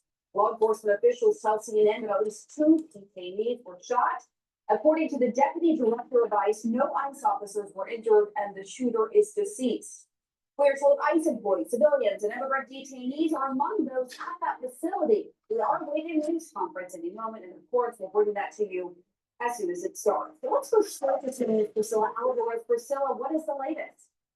Well, Pamela, we're still gathering details as to what exactly unfolded here, but we are learning more from the Dallas police, which moments ago said what transpired this morning in a post on X. Let me read some of that to you. They said that they responded at about 6:40 a.m.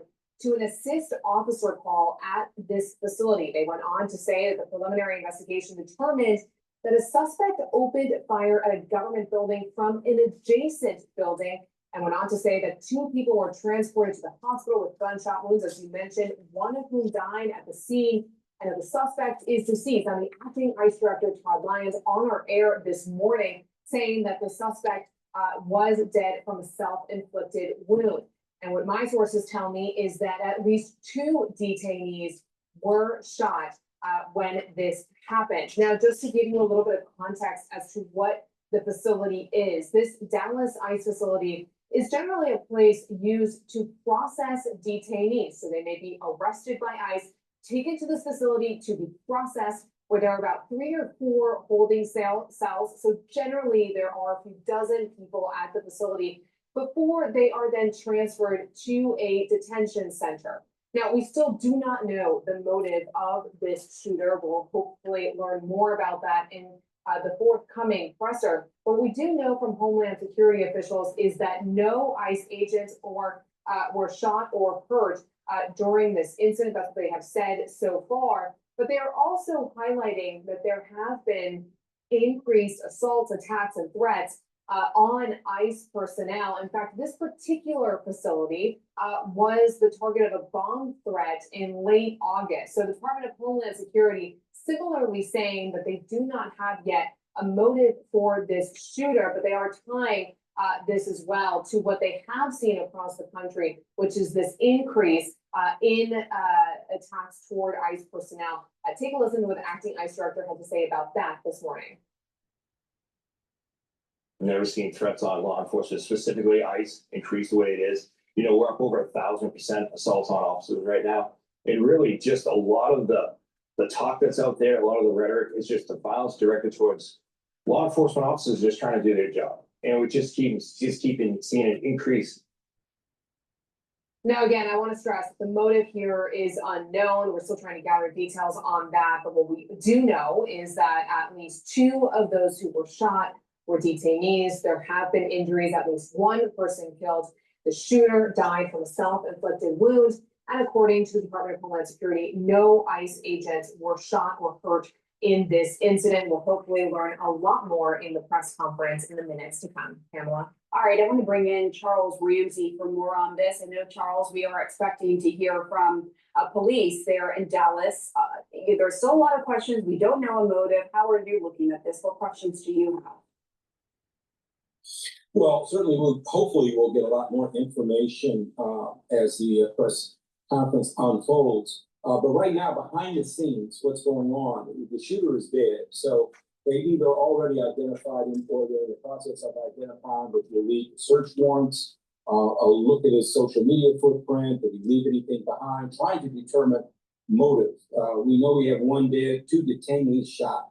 Was the intent to shoot detainees or was it to shoot ICE agents? I mean, we just don't know, whether or not the deceased individual was a detainee as well. So there are an awful lot of unanswered questions. I'm sure the FBI will be involved in this since it happened at a federal facility along with the Dallas PD. So hopefully we begin to get a picture of what actually took place once the press conference is completed.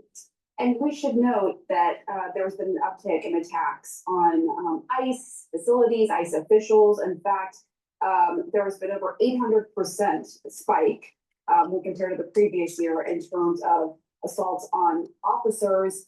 So you have that, plus the fact that this same facility in Dallas had been targeted before with a bomb threat. Are you surprised a gunman was able to get there and get through whatever security there is and carry this out? Well, from what we know so far, this was apparently a sniper. I don't know how far away the sniper was from the facility itself. The security they had in place there, and probably at ICE facilities and federal facilities for that matter, around the country, are basically protecting the building itself, in and around the building, which doesn't take into account a sniper.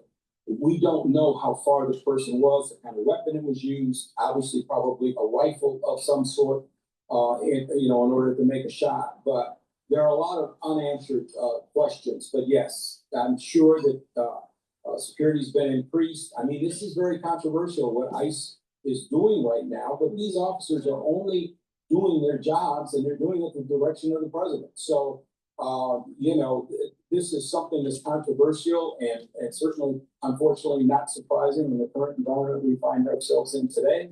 But it's unfortunate someone lost their life, whoever that individual is. And the Vice President, J.D. Vance, just tweeted out, quote, "The obsessive attack on law enforcement, particularly ICE, must stop. I'm praying for everyone hurt in this attack and for their families." Again, at this early stage in the investigation, officials are saying that ICE officials were not injured in this. We know that 2 were shot, 1 was killed, so we're waiting more details. But given this wet environment, what should happen moving forward in terms of protecting, as you said, these ICE agents who are just carrying out orders from the president? Well, I'm sure there's going to be a security.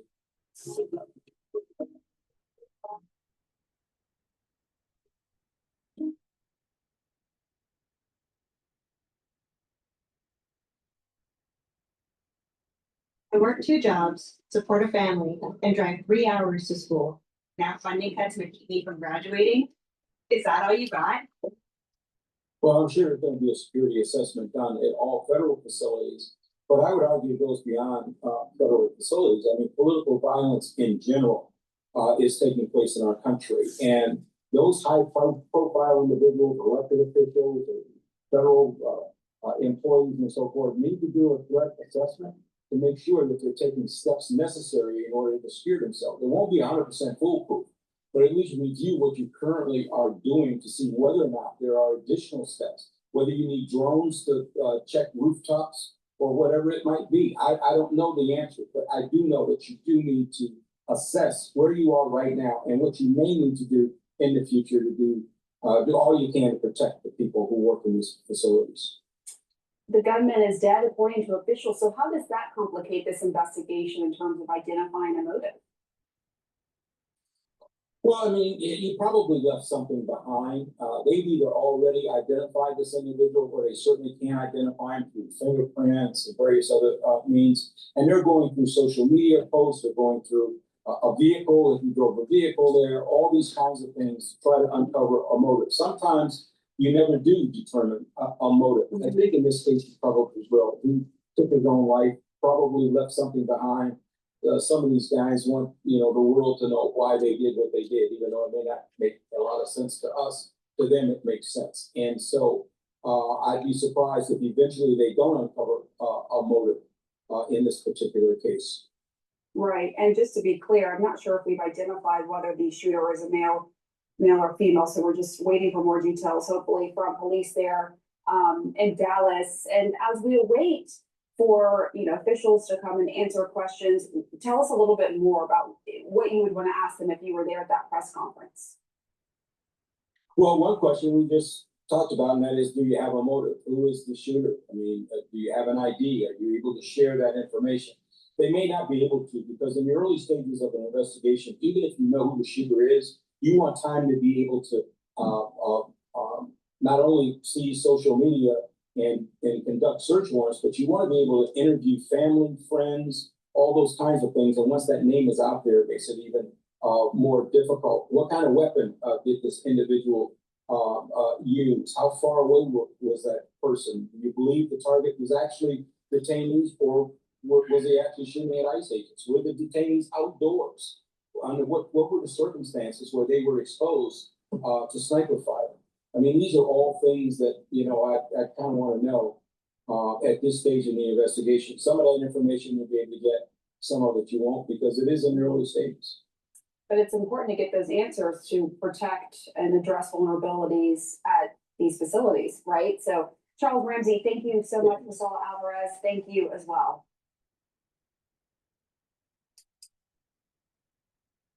All right, we're gonna play the BBC about Kiev can win all of Ukraine back from Russia, according to President Trump. Please go to my store, the-studio-reykjavik.com. Get the vitamin C and magnesium. This helps with your skin, your immune system, and brain function. Super important. And magnesium and zinc helps with the immune system and brain function. Stack them together as part of your anti-aging protocol and to boost up your immune system. But especially take this during the fall and the winter season. Really important. Please go to my store, the-studio-reykjavik.com. The link is in the description of this video. Also take olive leaf extract. Olive leaf extract helps with the immune system and your cardiovascular system. Brings down systemic inflammation and also helps to control your lipid profile. Really important. Please go to my store and get the olive leaf extract. Improve your cardiovascular health and your immune system. Are you starting to notice a theme here?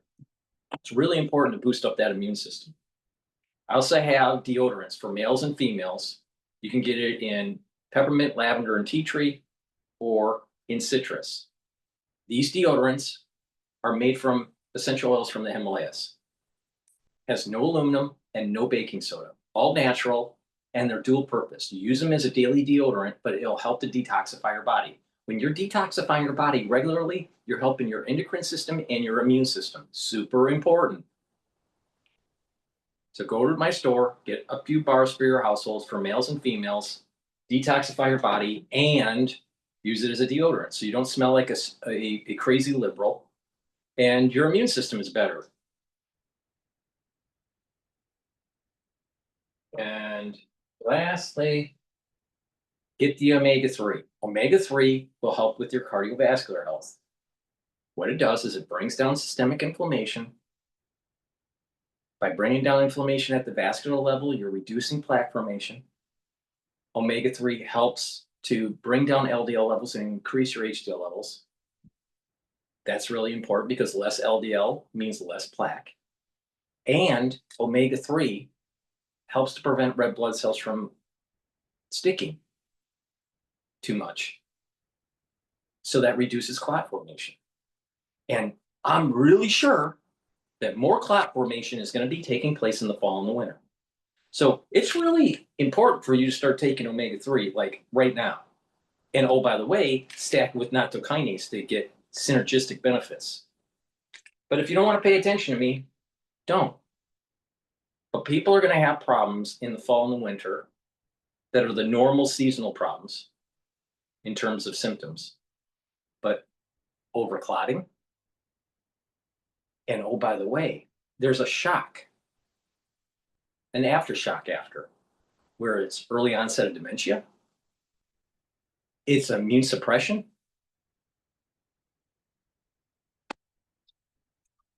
It's not just respiratory. But if you don't want to pay attention, don't pay attention. But be prepared. Be prepared.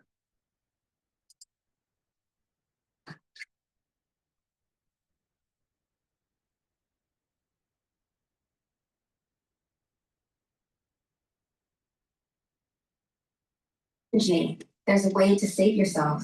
Introducing fast absorbing vitamin drops by Bimergy. Grip, stability, precision. That's the essence of driving. Lawson. Ukraine's President Zelensky says there's been a major shift in Donald Trump's position on Russia, with the US president saying Ukraine could take back all the territory it's lost. After President Zelensky and Trump met on the sidelines of the UN General Assembly in New York, the Ukrainian president welcomed what he called a new closeness in Mr. Trump's position. Our State Department correspondent Tom Bateman reports from New York. Volodymyr Zelensky came to New York and found President Trump, this time giving him and his country high praise and an unprecedented claim that it could eventually force Russia out. After their meeting, he posted, "I think Ukraine, with the support of the European Union, is in a position to fight and win all of Ukraine back in its original form." Mr. Trump was asked about the recent incursions by Russian planes and drones into Estonia and Poland. Do you think that NATO countries should shoot down Russian aircraft if they enter their airspace? Yes, I do. After their talks, Mr. Zelensky suggested what the US president had said amounted to a significant shift. Today, we had good conversation with President Trump, and I think he understands for today that we can't just swap territories. It's not fair. It's not real. So you think his position has changed? Yes, I think so. And God bless it. I really count on this. It was 5 weeks ago that Donald Trump invited Mr. Putin to Alaska, a red carpet welcome onto US soil, and even applause for the leader that invaded Ukraine. But his attempts to woo the Russian president into any concessions failed. Moscow was still demanding more Ukrainian land than it already had as part of any truce. You're gambling with the lives of millions of people. You're gambling with World War III. You're gambling. Mr. Trump has shifted positions on Ukraine and Russia multiple times now, from his Oval Office ambush of Mr. Zelensky, now lurching back into much clearer support for him. At the UN, Mr. Trump called Russia a paper tiger, saying it was not a real military power. Western diplomats have welcomed the remarks, but say they should still be taken with a pinch of salt. Even so, Ukraine's key European allies are running with what he said. I welcome the proposal we saw a few hours ago from the President of the United States, recalling the gradual weakening of the Russian economy. I welcome what he said, the on-the-ground failures of Russia in more than 1,000 days. Russia's hardly gained 1% of Ukrainian territory. There's been so much loss, so many civilian victims, and few territorial gains. President Zelensky is hailing what Mr. Trump has said here. He thinks that it shows the American president is coming right back into the camp of the Ukrainians. But the fact remains that Washington hasn't given any new funding for weapons for Ukraine since Mr. Trump came to power. And that would be the one thing that truly could change the course of the war, and something Mr. Trump is still unwilling to do. As Russia's attacks on Ukraine continue, Mr. Trump's apparent shifts are some comfort for Kyiv. But with few signs Vladimir Putin has been moved by Mr. Trump's previous flashes of irritation with him, Moscow seems unlikely to be fazed by this one. Tom Bateman, BBC News, New York. The Kremlin had a diplomatic response to President Trump's change of tone. President Putin's spokesman, Dmitry Peskov, told Russia's RBK radio that the Kremlin leader values the US president's efforts to seek a resolution to the Ukraine conflict. Let's get some thoughts from Arseniy Yatsenyuk, who was Ukraine's prime minister during the 2014 Russian invasion of Crimea. He's now chair of the Kyiv Security Forum. Arseniy Yatsenyuk, thank you for being with us. I wonder how much of Mr. Zelensky's optimism you are sharing. Well, first, I share the take of President Trump. We can win this war, but let me add his statement. He said that Ukraine can win this war with the support of the European Union. He probably missed and the United States. So this is a verbal U-turn, that's true, and that's not what Putin expected. But what Putin is closely watching right now, whether this kind of verbal U-turn would be underpinned by very strong actions. Words matter only in case if they are backed by bold and strong actions. So I expect that the US president is to decide to provide an additional security supplemental for Ukraine, to impose secondary sanctions on Russia and those who help Russia to circumvent sanctions. that the US will stay strong and stay united with the European Union. And look, NATO and the US are the real superpowers in the world, with the strongest military on earth, with the strongest economy on earth, with a huge population, with the cutting-edge technologies. And we are fighting against Russia, which is actually Russia is fighting against us, with the size of economy less than Texas, and we are deliberating over an issue whether we can win or we're gonna lose. We can win, and we have to win. You talk about this shift, this verbal U-turn needing to be followed by concrete actions, because many will say Donald Trump tends to agree with the last person he spoke to. Couldn't there be a yeah, but people are saying that there could be another verbal U-turn that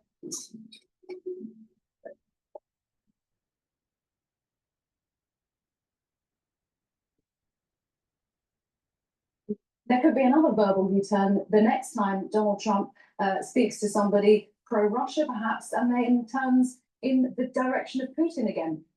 How confident are you that this is a real significant shift?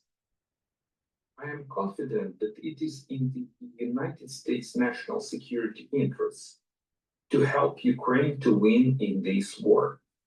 I am confident that Trump doesn't want to be humiliated by Putin, because Putin already played Trump in Anchorage. Putin already made zero concessions, but he got everything that he wanted. And I strongly believe that Trump has realized that this kind of tapping along with Trump plays against the Trump. The US is facing midterm elections. And look, the majority of Americans still support Ukraine, both Dems and Republicans. So to put it in a nutshell, it is in the national security interest of the United States to help Ukraine, and it's in political interest of the President Trump to help Ukraine. So, and I believe that he's going to follow this path. So you think there has been a realization by President Trump that he has been played by President Putin, but why, in that case, have we not seen the sort of actions that you say you want yet?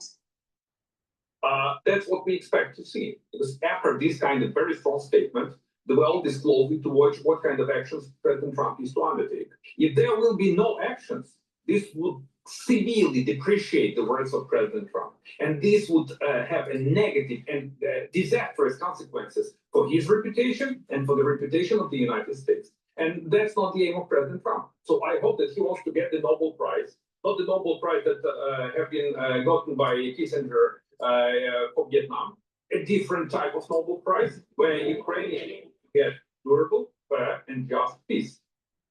Arseniy Yatsenyuk, former Prime Minister of Ukraine and chair of the Kyiv.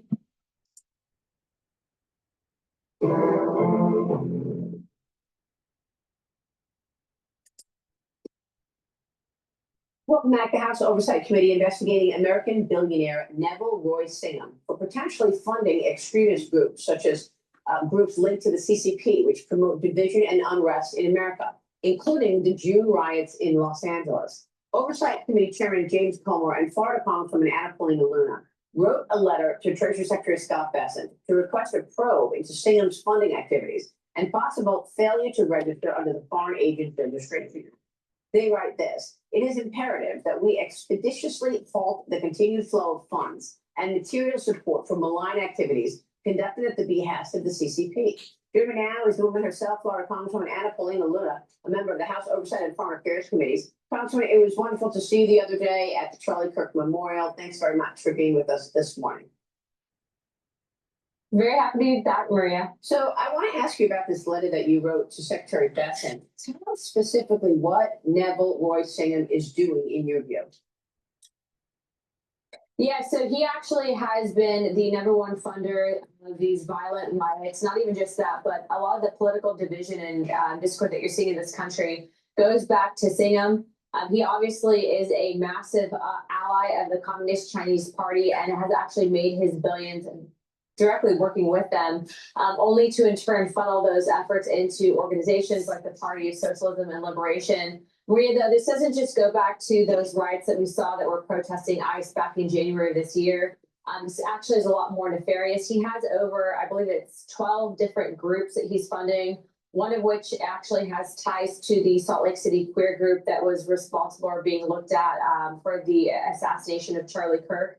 And so what we're finding is these organizations specifically that are focusing on issues that are dividing us, whether it's based on race or class, don't necessarily even care about those topics at hand. They're just using it in an effort to sow discord. And as you're seeing with these violent riots, the money's going back to China. He's not a registered foreign agent, and so he needs to be investigated. I've also forwarded it to the Department of Justice as well. Well, that's just incredible because for a long time I have felt that there is this Marxist thread raging through America and that it is coming from the CCP.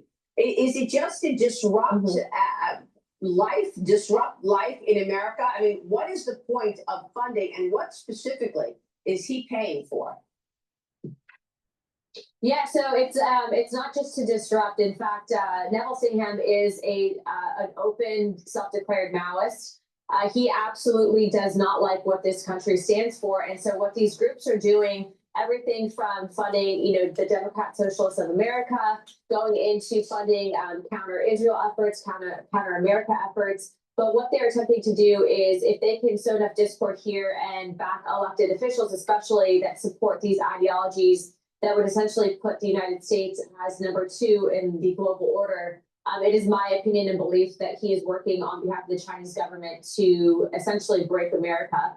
And that's what, unfortunately, some of these groups are doing. You'll see that the left-wing media has largely just been focusing on the clickbait content, but not actually looking at who's funding it.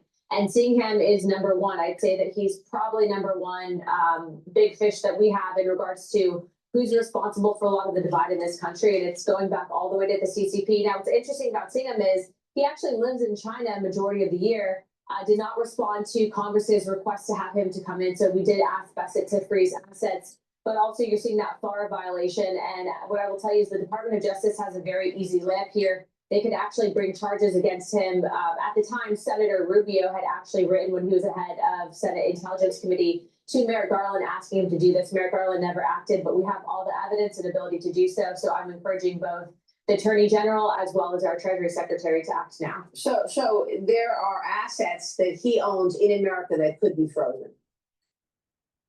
Correct. Yeah. All right. Well, we're going to talk with the Treasury Secretary this morning, so I will ask him and follow up on your letter about this. Thank you. I want to get your take on President Trump canceling his planned meetings with Democrats, Chuck Schumer and Hakeem Jeffries. The president said what they're asking for is unserious and ridiculous demands to prevent a government shutdown next week. Jeffries responded to the president yesterday. Here's what he said. What? The Democrats are ready, willing, and able to sit down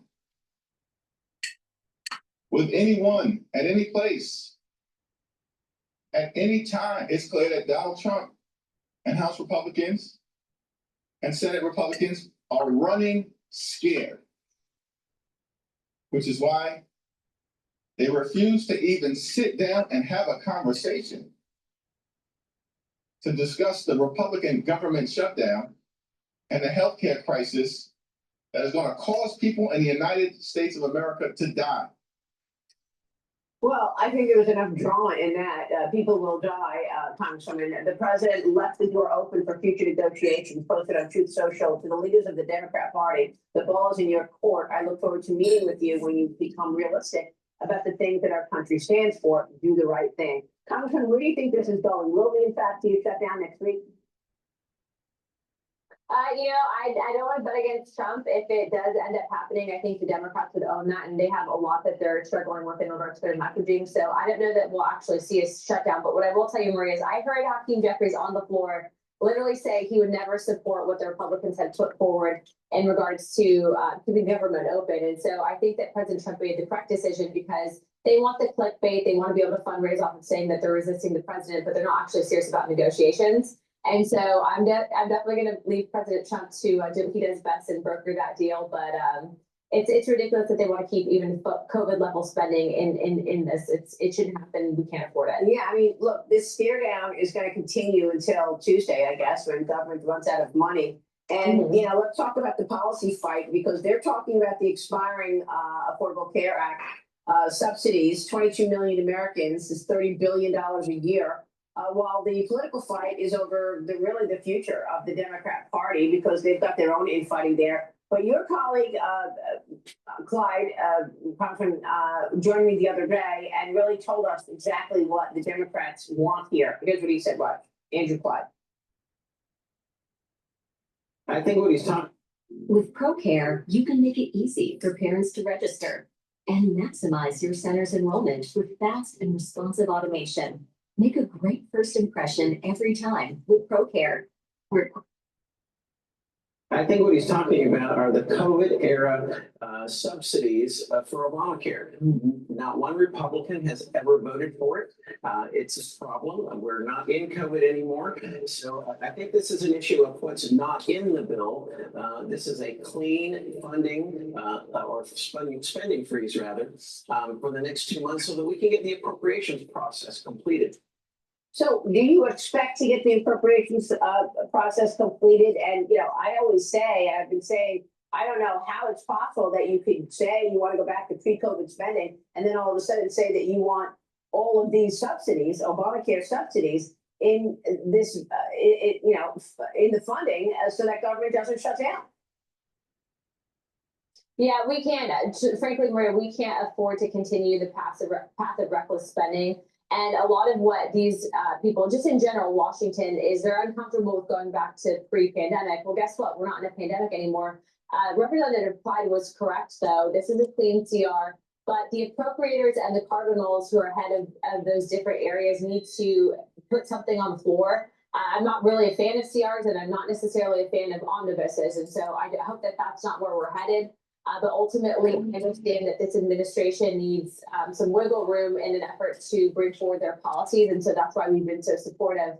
But look, what we're dealing right now is with half of the conference, right? The Democrat half that actually wants to be obstructionist rather than provide a plan. And so they're not actually serious about working with the president and negotiating. And so I hope that the president and the speaker stand firm in their positions. And if there is a shutdown, then it's going to be on them. Ashley Davis, good move that the president canceled the meetings? Yes, absolutely. There is absolutely no way that they would have negotiated good faith. They asked for $1 trillion more.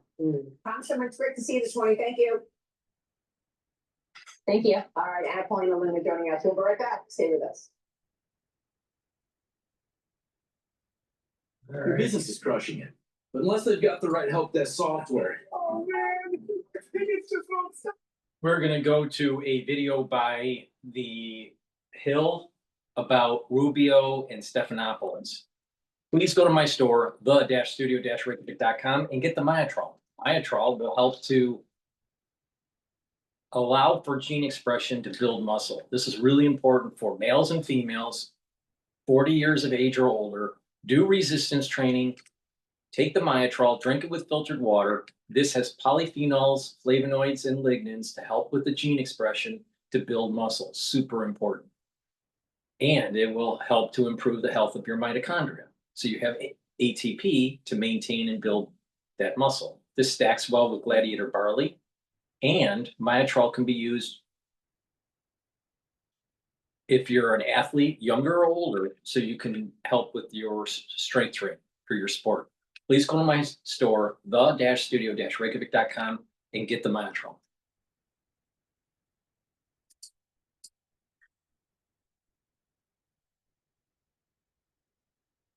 Oh.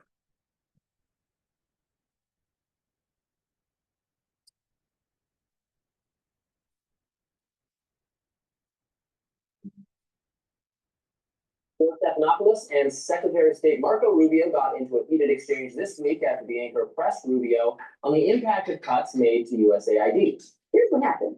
A study earlier this year published in the Lancet Journal took a look at the funding cuts those made to USAID. The report warned that without the funds, 14 million people could die over the next 5 years, with kids under 5 making up as much as a third of those likely to die. Now, Stephanopoulos pressed the secretary on the idea that funding cuts have led to death and could lead to more, but Rubio pushed back on that idea. Take a listen. No one has died because of the aid cuts? Are all those aid organizations? That's ridiculous. Well, first of all, then they died because England didn't give enough money, or Canada didn't give more, or China did. Let's blame the other countries that don't do any foreign aid. Rubio continued blaming gangs and criminals for stealing aid. Dollar's not going to The reason why feed aid some didn't get there, the reason why some of these places didn't get the aid is not because we cut the aid, it's because there's a war going on and the aid never got to the people. So in Sudan, for example, it's not just a humanitarian catastrophe, it's a war zone. Okay, the aid is stolen, the aid is impeded. In fact, they use aid as a tool against the people, and so blocking aid as a tool and an arm of war.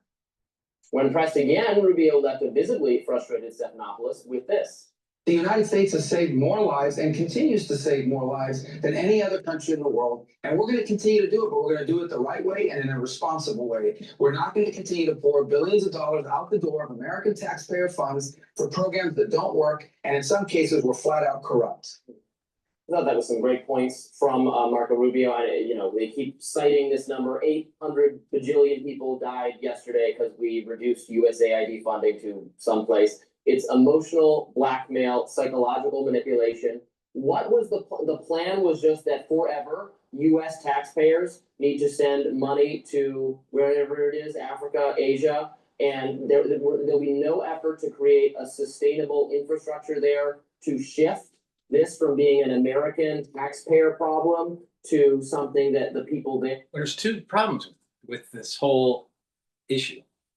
One, the Democrats and even the deep state is trying to maintain this USAID. One, because there's corruption and people are on the take and they're making money on it. And two, the deep state wants it as a tool for international policy. It's not that we're just giving it away. We don't give stuff away for free, all right? There's always a string attached to it, somehow, some way, all right? But the big issue here with the Democrats is that this was a means for them to fleece the American taxpayer. So no, we should shut it down. Let other countries deal with it. Providing for. Again, I think the American people are very generous, extremely generous, and we need to stop being generous for this or that program, targeted programs that are narrowly going to stave off some humanitarian crisis or disaster. But we can't just be, dropping money into war-torn areas where, to Rubio's point, the aid is seized by terrorists or by militias or whoever. And also, it just can't be. I mean, ask the American people: do you want indefinitely to be sending millions of dollars to a place that has this crisis, a food crisis or medicine crisis? What is the plan to have a hospital there, or to have distribution of medicine there, or food there? And why is no one else responsible for this? Just the U.S. I think those are all points that resonate with the American people. I'm certainly open to reform within some of the places that Doe was looking into to cut, including USAID. I was always upset about the strategy and the lack of strategy in regards to it. So it was almost like pulling the rug from underneath us right now, or just asking people to get up, move back, and move the rug, right? There's a way to go about it. And what we did was cut aid abruptly, and so it caused a disaster worldwide. Not have a conversation with China, with the UK, and say, hey, can you guys put more money so we can balance the scales here, or free to, like you said, build a hospital, do these things. We just pulled the rug out, and then people died. Now, Stephanopoulos is not going off of just feelings. He actually is sorting numbers. So the Lancet report they're talking about said that yes, 14 million deaths may happen. Believe me, because of the lack of testing with the inoculations, more people died in the United States than anyone that died because of pulling aid from USAID. And where's the liberals whining about that? Oh, my body have my choice, I thought. You know what? In America, we need to totally nullify liberals. Get them out of the politic. They have destroyed this country. We need to go into conservative. We need to be have more of a conservative mindset in this country. It's about individual. It's about the individualism, not collectivism. But, a liberal wants to tax everybody to death. Freebies, freebies, freebies, and then tax more, tax freebies. I thought it was free. It's never free. You know what? Have these other countries pick up their own, deal with their own problems. The United States should stop paying for other people's problems. That includes Israel.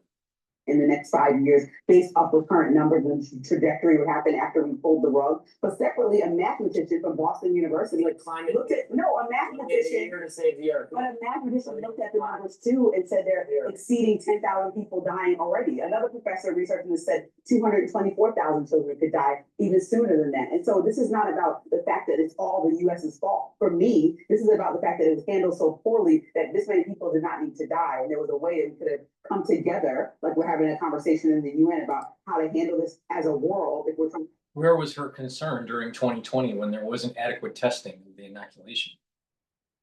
She didn't seem to care then. Aid to other people or the superpowers of the world at the very least and figure out a way forward. I know it's not a responsibility, but we were already there. So why pull away things that are essential like disease surveillance or clean water or vaccination availability? We have the capacity to give. We can pull it back slowly and figure out how to work with other nations to continue having it there or have them be self-sufficient. Yeah, we should be trying to make them self-sufficient, in my view. Now, coming up, Jimmy Kimmel has officially made his return to late night TV. Stick around and see what he had to say.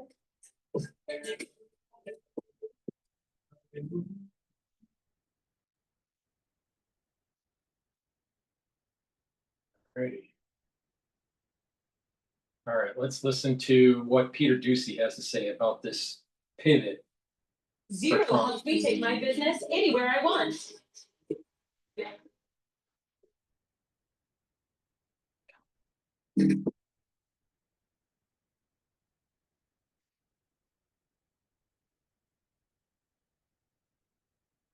President Trump pushing for peace at the United Nations meeting while also fully throwing his support behind Ukraine to fight off Russia's invasion. What an explosive day yesterday. Senior White House correspondent Peter Ducey joins us with more. Peter, go ahead.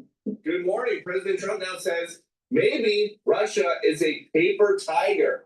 And we've come a very, very long way from earlier in the term and his belief that it's both Putin and Zelensky who are being stubborn here. Was a surprise for me. You're right. I was very positive signals from the side that Trump and America will be with us to the end of the war. Yes, as we will see. Yes, we will see. But God bless, it will be so. Here's the new President Trump position on Ukraine. After getting to know and fully understand the Ukraine-Russia military and economic situation, and after seeing the economic trouble it is causing Russia, I think Ukraine, with the support of the European Union, is in a position to fight and win all of Ukraine back in its original form. In the map on screen right now, you can see Russia has been nibbling at the edges of NATO territory in Europe, probing airspace with fighter jets, something President Trump says should result in returned fire. Mr. President, do you think that NATO countries should shoot down Russian aircraft if they enter their airspace? Yes, I do. What progress do you think has been made on ending Russia's war against Ukraine since the last time you saw President Zelensky? Well, the biggest progress is that the Russian economy is terrible right now. As you know, it's crashing. And that, frankly, Ukraine is doing a very good job of stopping this very large army. A few weeks ago, when President Trump met with Putin in Alaska and then Zelensky here at the White House, he was talking about some kind of a land swap, ending the war by giving Russia some Ukrainian land and giving Ukraine some Russian land. That is not the case anymore. He thinks that Ukraine can take it all back, and he continues trying to be the middleman between Russia and Ukraine to end this war. He is not looking to make international coalitions like the United Nations, where Russia is still a member of the Permanent Security Council. Later on today, Secretary of State Rubio is going to meet with his counterpart, the Russian Foreign Minister, Sergei Lavrov. Back to you. Peter, what made the president change his mind essentially and say with the help of NATO and with the help of Europe, Ukraine, Kyiv can get back all of its borders? Was it he's just fed up with Putin? Zelensky says that the specific thing that the president is the most mad about is that Putin has lied to him. He tells him one thing on the phone or in person, and then President Trump has ways to figure out what's going on the battlefield. He's got the entire Defense Department with eyes on what's going on. He knows if Putin is telling the truth or not. Putin has not been telling the truth to President Trump, and he's had it. Thanks so much, Peter. A great show on Sunday. I mean, what a great interview. Yeah, fantastic. Thank you. We're trying to do something a little bit different, kind of like a next gen Sunday show. And so I'll be there every other week. Jackie Heinrich will be there when I'm not. And it's going to be a lot of fun. Yeah, maybe shorts and short sleeves next week, just to be youthful. Some hoodies. Yeah, or hoodies. Belichick hoodies. Yeah. You know what? Why not? Again, we're trying something new. I can just cut the sleeves off like a sport coat. It's up to you. I want to tell you, it does cost a lot of money. Thanks so much. Thank you, Peter. All right, so I was amazed by that Truth Social push. You know that I firmly believe that Ukraine has fought extraordinarily well, that the second biggest army in Europe.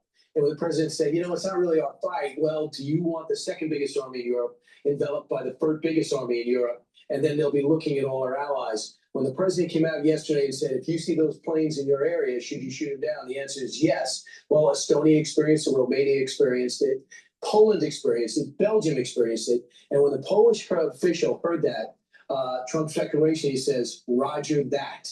They're ready to do it because they got a bunch of drones hit. And I also think when he says Russia has been fighting aimlessly for 3.5 years, that what should have been a real military power, a quick win. This does not distinguish Russia. In fact, they very much are making them look like a paper tiger. When the people of Moscow find out how bad it is, they're not going to be happy. Ukraine has great spirit.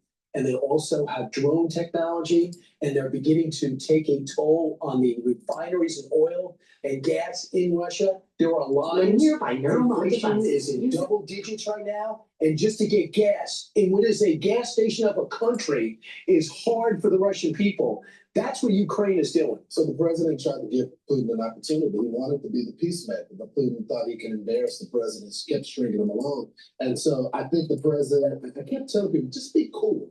Just be cool. Allow the president to try to get this. Putin will eventually overplay his hand, which he has, and the president is not leaving any ambiguity. As you notice, when they asked him, should they shoot him out of the sky, he didn't even flinch. He was like, yeah. His True Social post says, okay, Ukraine can win the war, but he's also saying the Europeans have to do more. And when he says do more, you can't fund the war. So if you think Putin is a threat, stop buying the oil. Stop buying the oil. And they have. They said they've done that, and we're going to backfill with the natural gas and oil. Smart. Caroline Leavitt, White House press secretary, talked about Trump's frustration with Vladimir Putin.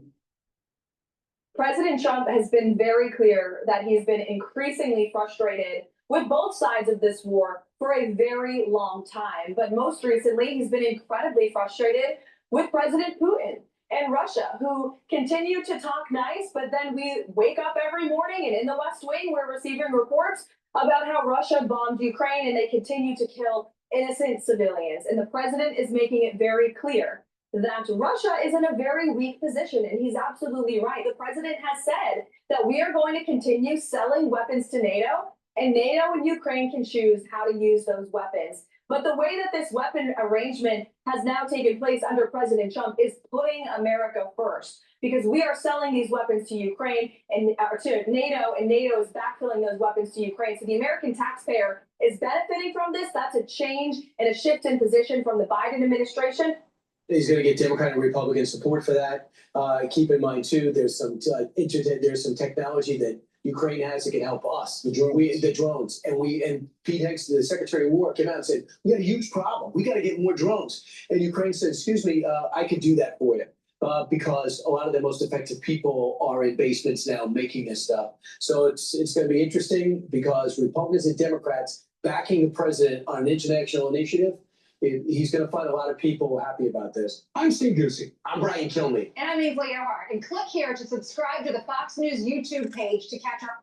Before we go to the next video, please go to my store, the-studio-reykjavik.com, and get the Clarity Factor. Clarity Factor will get rid of that brain fog. It'll allow you to improve your neuroplasticity, so you're thinking faster, your memory will improve.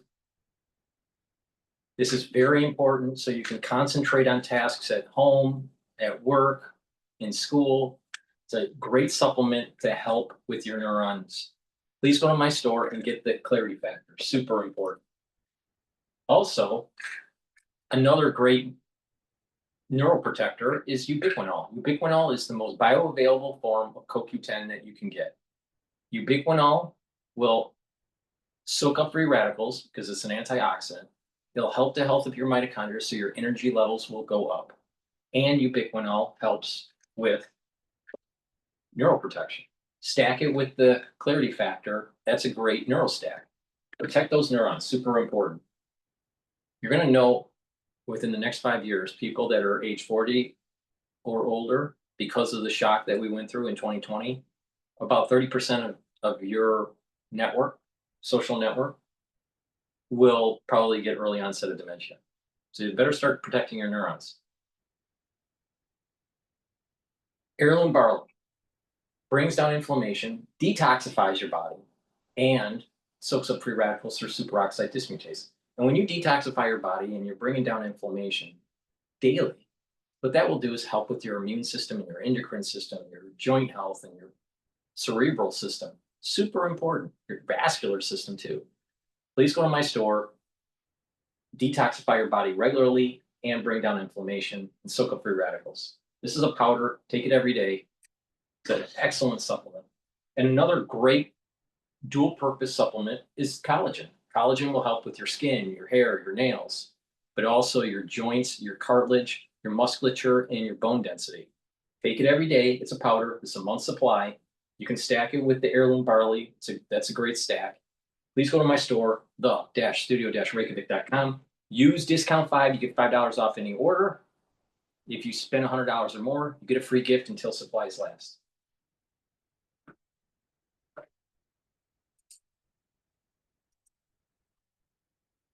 The Russians have got hold of now. Could the Ukrainians get that back in the way that President Trump suggests? Well, they almost certainly can't get Crimea back for the foreseeable future. They probably can't get all of it back. But maybe they could make inroads. Maybe they could push the Russians back. And if they began to push the Russians back towards their 2022 starting lines before February 2022, then I can guarantee you that President Putin will become a lot more keen on ceasefires if he started to lose some of the territory that he spent 3 years taking. Watching Sky News Today coming up. A massive breakthrough in the treatment of Huntington's disease.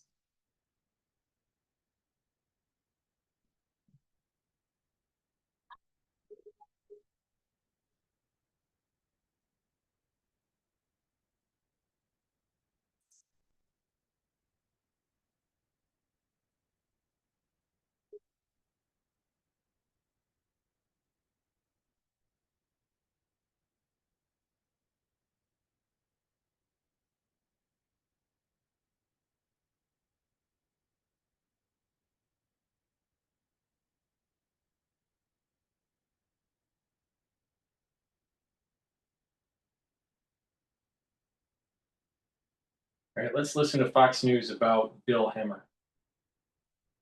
Not Hemmer, Bill Maher. Every item finds a new Bill Maher. home in our neighborhood. Carrot, the local secondhand marketplace. Come on. Grip, stability, precision. That's the essence of driving. Lawful. Real-time host Bill Maher spars with big-time Hollywood director Rob Reiner over conversations reaching across the political divide. Now, Reiner said there should be conditions met before the right and left in America talk to. You're going to try to talk to somebody and you have a point of view, the other person has a point of view. Before you have the exchange, you have to agree on certain facts. No, you don't. You can't. Once you start down that. Well, no, but these are, you just have to talk to people. No, you talk to people, but if somebody says 2 + 2 is 4 and the other guy says, no, it's not, how do you begin the discussion? Because Rob, that's a slippery slope. I'm so curious to hear your thoughts on this as you lead one of the most popular political podcasts in history. What is your take on this? I mean, I'm a little uncomfortable with how much I'm agreeing with Bill Maher lately. But he's absolutely right. And, you know, the thing is, I worked on Capitol Hill for an awful long time, and you got to know Republicans and Democrats, all kinds of different people. I found that a sense of humor goes a long way of just bridging divides. If you sit down with like Rob Reiner and you're going to argue about like Medicaid policy, like that doesn't sound like a lot of fun, and you're probably going to end up in a fight in an awful lot of ways. But if you have shared experiences and you're talking about families and kids and you're laughing about what is the ridiculousness of politics, which by the way, you can't laugh about that. If you find anybody who can't laugh about today's politics, they have no sense of humor, and it doesn't matter whether they're Republican or Democrat, you probably shouldn't be hanging out with them, because it's hilarious. But yes, this is the conversation that needs to happen, but also just this collective community and neighborhood again, where people just sort of care about each other, regardless of what your views are or boxes you check. And it doesn't mean that you don't have your own convictions. It just means having a little humanity in the process. Well said. I felt, Kaylee, that the two of them sort of had different expectations of what they were talking about. Because it seemed to me that Rob was sort of in there to have the two sides reach an agreement, whereas Bill Maher was just fostering the possibility of a conversation where you just listen to one another. Yeah, I think that's a great and admirable thing. I mean, I had many such conversations in liberal academia, and they were powerful and meaningful, and it's great to have that. But not to make this a totally partisan segment, but I have to, because Rob Reiner said you have to agree on certain facts. Okay, there's some people he needs to excise from his circles. I'm not sure if he's friends with Jimmy Kimmel, but a fact is that we know this assassin had a left-wing motive. And Jimmy Kimmel went on and said the exact opposite. That was a lie. And then you have Kamala Harris, who has now said twice this was the closest election in history. If we want a common set of facts, start by looking with them, start by looking at your own party, because we can all agree with authorities there was a left-wing motive, but you have Jimmy Kimmel out there denying. Right. So wouldn't a conversation then be the great place to say, actually, sir, here's the statistics. It wasn't close at all. No, I think you brought up such a great point that one person is just trying to listen and talking about connecting, and the other person is trying to win an argument and nitpick at things. You know, we talk about how do we get to this point? I really think it starts really, really at a basic level. And this is why it's so important that people get back to the dinner table and have dinner. You know, families also don't agree on everything, and you learn how to have, you know, those kinds of conversations around the dinner table, because it's so much easier around a dinner table because you have so much in common and you love each other. And if you can take that feeling of, like you said, the humanity into another, I mean, that's where you learn. And then, you know, we have to do a better job at our universities. I'm so sick of diversity of everything except diversity of thought at our universities. And, you know, the big Fox News alert to me about Harvard was that we were giving money to them. We shouldn't give money to these universities, but we certainly shouldn't give money to universities that don't have some sort of parity in thought when it comes to, and philosophies and ideologies when it comes to our professors. When I did this, I realized it was a scroll, and that's dates. Yeah. Here's what I was thinking about with you, that in the entertainment industry, you know, people consume and appreciate what you give them, and that people can certainly lead by example. Can't the entertainment industry set a new trend of civil discourse so that it's not just happening on campus led by Turning Point, but that it actually also is showcased in radio and podcasts and on television, where people see two hosts that sit down and have a civil, thoughtful conversation instead of sort of monetizing the argument and the soundbite. Well, I think that would be lovely. Can we do that, Hollywood? I would love that. The problem that I find, though, is that I think a lot of their arguments they know would be negated immediately. Yeah. It's why they got so upset over Charlie, because he was able to completely dismantle their arguments with maybe a sentence or two. That's all it took. What I was thinking about as I was listening to these two men go back and forth, and I agree, the times that I'm agreeing with Bill Maher shocks me these days, but I kind of love it. He's coming to your side. He really is. It's not you. That's not that they're going to. Yes, no, I agree with that. But what I thought about was Dean Phillips. He ran for president as a Democrat. And there's this very interesting interview where he says, you know what I did? I recently was across the street from a Trump rally. This was back like a year and a half ago. He says, I was kind of curious and I wasn't sure what I was going to get. But I walked over to that Trump rally, and you know what? I was welcomed. Everyone was happy to see me there. The atmosphere was positive and very inviting and welcoming. I think some of these people have been given such bad information. They're like, let's just cancel everybody on the other side of the aisle. This is from the left. If Rob Reiner would like, I can set up for him a trip to a Trump rally, and maybe we can totally change his mind on all the things. I think people are often shocked at how much more we have in common than we are, and then, you know, we have differences. And I think it's time we got back to the basis of who we are as a country, which is civil discourse and sitting down and talking to one another. It's pretty basic. Bravo. All right. Hey, it's Will Kane. Click here to subscribe to the Fox News channel on YouTube. It's the best way to get. I have nothing in common with Marxists. I'm really sure about that. So the ultra liberal, No, conservatives need to push back. What is this? We need to sing Kumbaya and play patty cake with the ultra liberal? No, no, no, no, no, no, no. Because these are the very people that actually want to destroy the Constitution, destroy democracy, destroy capitalism. That's their whole shtick. If you don't believe me, just listen to these people and where they're getting their information from. It's a Marxist takeover. It literally is Marxism. They almost like I'm sure what they do at home is just have a picture of Marx in their living room. And every morning they wake up and they light a candle for Karl Marx. Like it's their god or something. It's amazing. So you need to push back. You don't need to agree. You don't need to have a conversation. You just need to push back. I don't want their policies. Why? Because they're not functional. But yet we have a bunch of young people in New York that shouldn't even be here. They don't even deserve to be here. But they got a bunch of young people in New York that aren't making enough money, that can't live here. And what they do is they end up voting in a communist, aka Mamdani. Please go to my store, the-studio-reykjavik.com, and get the vitamin B complex. Take this if you're 40 years of age or older. This will rev up your metabolism.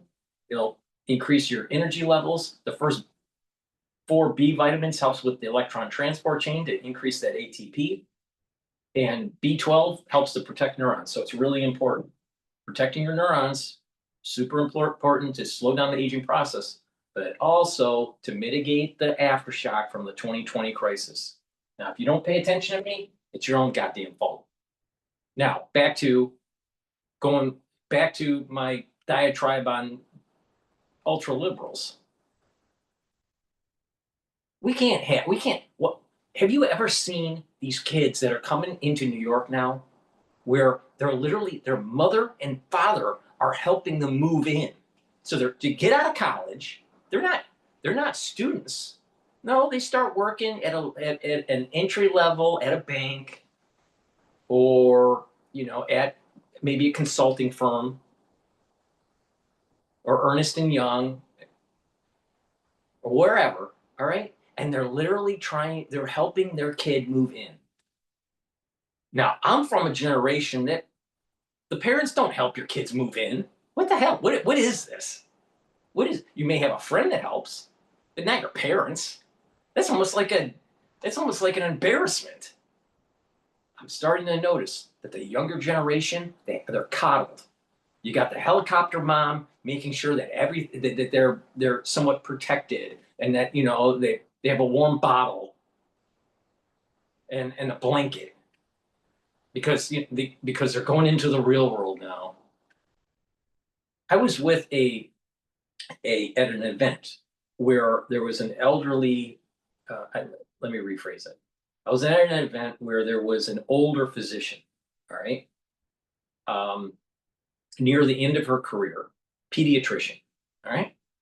And she was stating that her practice in the last few years, so the last 4 years or so, the kids, the pediatrics, typically pediatrics is at birth, right? All the way to about age 18. All right. And then you go to a general physician if you're an adult. That's the normal way. And it's been like that for decades in the United States. All right. Unless you're in some rural area and the pediatrician has to also service adults. This pediatrician in New York, near the tail end of her career, so she's older, is seeing many patients that are in their 20s and in the early 30s because of developmental issues. Some of it's psychological, some of it's actually endocrine. Now think about that for a sec. You have people in New York where their kids are seeing these adults, 20-year-olds and 30-year-olds are seeing a pediatrician because they're not up to snuff intellectually or endocrinology as an adult. Now that's partially because of the scheduling that's happening in pediatrics. I mean, the inoculation scheduling. That's due to the toxins in our water and in our food supply. The social media, that it's degrading and preventing individuals from actually becoming adults. The lack of participation in physical sports. These are all stressors that are actually preventing someone that is in their teens to actually move into real adulthood. And this is due to the ultra-liberal. The ultra-liberal thinks they know better. The ultra-liberal seems to be against RFK Jr. to make the scheduling more safe. The ultra-liberal is against cleaning up the food supply. The ultra-liberal is against. Did you see these videos on TikTok? Where people were starting to take a bunch of Tylenol just because they hate Trump? I mean, they're crazy. These people are fucking crazy. So are we supposed to just like sing Kumbaya and just, agree to disagree? No, you need to push back because their mentality, their policies are affecting people. They're affecting their endocrine system. They're affecting their emotional makeup. And conservatives need to push back and push back hard and prevent an ultra-liberal agenda from taking hold in the United States. That is literally Marxism. So this is not just political. This isn't just some political theory. You're seeing adults that aren't going through the normal milestones to reach adulthood. And that's a problem. Then you fast forward to maybe having a war with China. You think these 18-year-olds, 20-year-olds are ready to fight for America when they're still going to a pediatrician?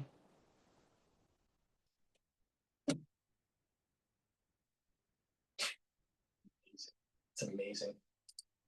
And so psychologically, these helicopter moms, they created this mess. They created this mess. Oh, they paid attention to the scheduling. They thought everything is just going to be just perfect because that's what the CDC says. And meanwhile, they have a kid that's a literal retard.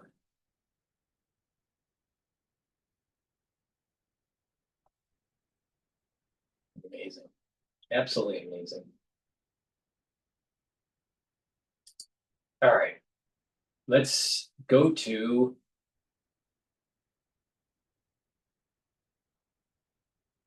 what's interesting is there's Huntington's disease has some successful treatment. I should do another video on that. I won't do it in this video. I'll do it in a different video.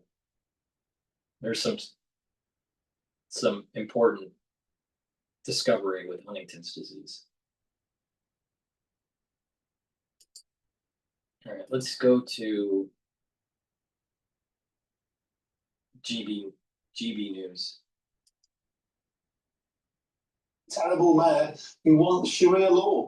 Today, Sadiq Khan has hit back, calling Trump racist, sexist, misogynistic, and of course, Islamophobic.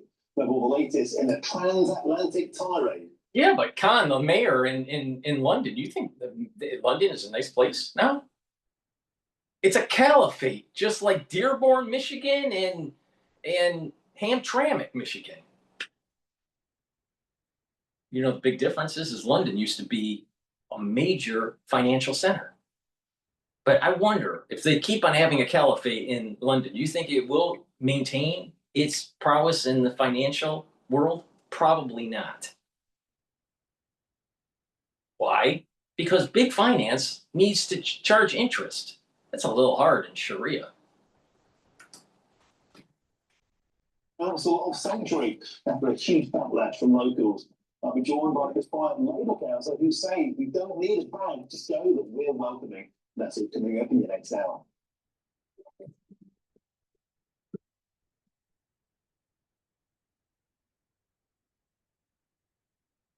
Welcome to the show. It's a pleasure to have your company. One day, two stories that frame the utter insanity of where our asylum system has ended up. The first one, a video of foreign criminals being deported, violent criminals, sex offenders, being given £2,000 on credit cards, which they can simply plug into an ATM in Romania and take £2,000 of your money. The second one, £350,000 of your money going to one taxi company in the south and Wales, ferrying asylum seekers to GP appointments. Whereas last time you were able to get a GP appointment readily, up to 250 miles to get their knees checked. Have we totally and utterly lost the plot? Get in touch, gnews.com/your sales, the way to do so. But that's time for your headlines, and here's Tatiana Sanchez.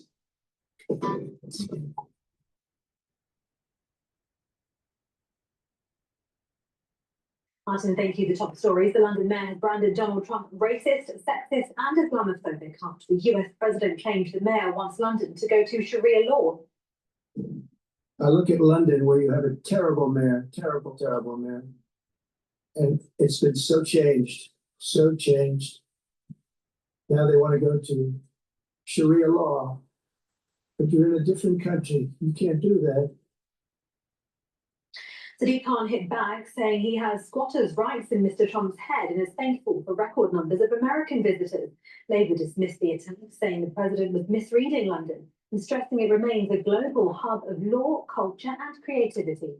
Reform UK leader Nigel Farage backed Trump's concerns, saying Sharia is an issue in London, but not an overwhelming one. Volodymyr Zelensky addressed the UN General Assembly today, opening his speech by saying only we can guarantee our own security. He said Vladimir Putin will keep driving the Ukraine war wider and deeper unless he is stopped. There are no real security guarantees except friends and weapons, he said, adding the world is living through the most destructive arms race in human history. He said that because international institutions are too weak, Russia's madness continues. Estonia had to call a UN Security Council meeting for the first time in history because Russian fighter jets deliberately entered its airspace. Moldova is defending itself again from Russia's interference. We are helping Moldova, and Russia's trying to do to Moldova what Iran once did to Lebanon. And the global response, again, not enough.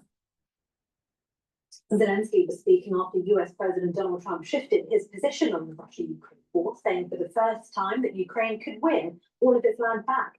Donald Trump called Russia a paper tiger in big economic trouble, but he stopped short of pledging more US funding or weapons for Ukraine. Russia has hit back, insisting Moscow is more bear than paper tiger. Elsewhere, a man in his 40s has been arrested in West Sussex over a cyber attack that's caused days of chaos at European airports, including Heathrow. The National Crime Agency says the attack targeted the firm Collins Aerospace, whose check-in and baggage software has been offline since Friday. Hundreds of flights have faced delays, with some airports forced to process passengers using pen and paper. Officials say ransomware was deployed as Collins scrambled to rebuild its system and urges airlines to prepare for at least another week of disruption. The suspect has been bailed as the investigation continues. The FBI says a shooting at a customs enforcement field office in Dallas is being investigated as an act of targeted violence. Police said 4 people have been shot and 1 has died. The attacker also died from a self-inflicted gunshot wound. Dallas FBI Special Agent Joseph Rothrock said it was a coordinated attack and just the most recent example we've seen of targeted violence. He also said early evidence suggested the attack was anti-ICE in nature. A leaked Labour document shows Sir Keir Starmer's Chief of Staff was told to describe £700,000 of undeclared donations as an admin error. The advice came from the party's lawyer in 2021, after the elections watchdog said the funds should have been reported. The Conservatives are demanding an investigation, accusing the Prime Minister of failing to declare support from Labour Together. The think tank, once led by Morgan McSweeney, was fined for more than 20 breaches. But Senior Minister Pat McFadden says the issue was dealt with years ago and insists Morgan McSweeney will remain in post.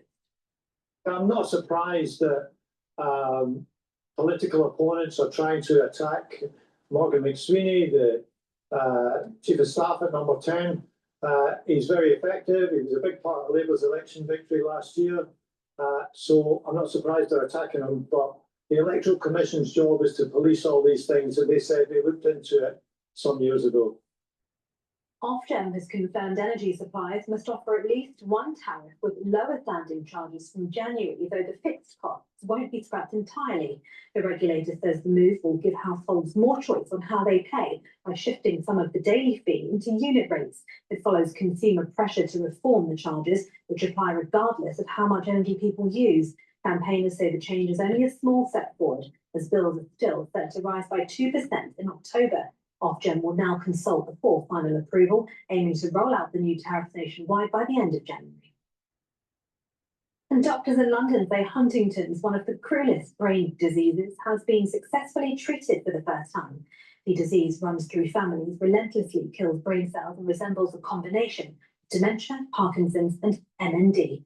A new gene therapy slowed the condition by 75%, giving patients decades more good quality life. One trial patient even returned to work. Those are the latest GB News headlines. For now, more from me in half an hour. Cheers Britannia Wine Club proudly sponsors the GB News Financial Report. Here's a quick snapshot of today's markets. The pound buying you $1.3450 and €1.1456. The price of gold is £2,786.88 per ounce. And the FTSE 100 is at 9,251 points. Cheers Britannia Wine Club proudly sponsors the GB News Financial Report. Thank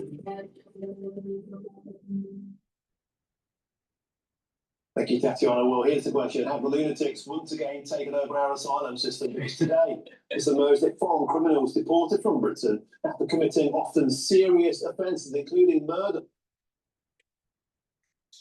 Please go to my store, the-studio-reykjavik.com, and get the digestive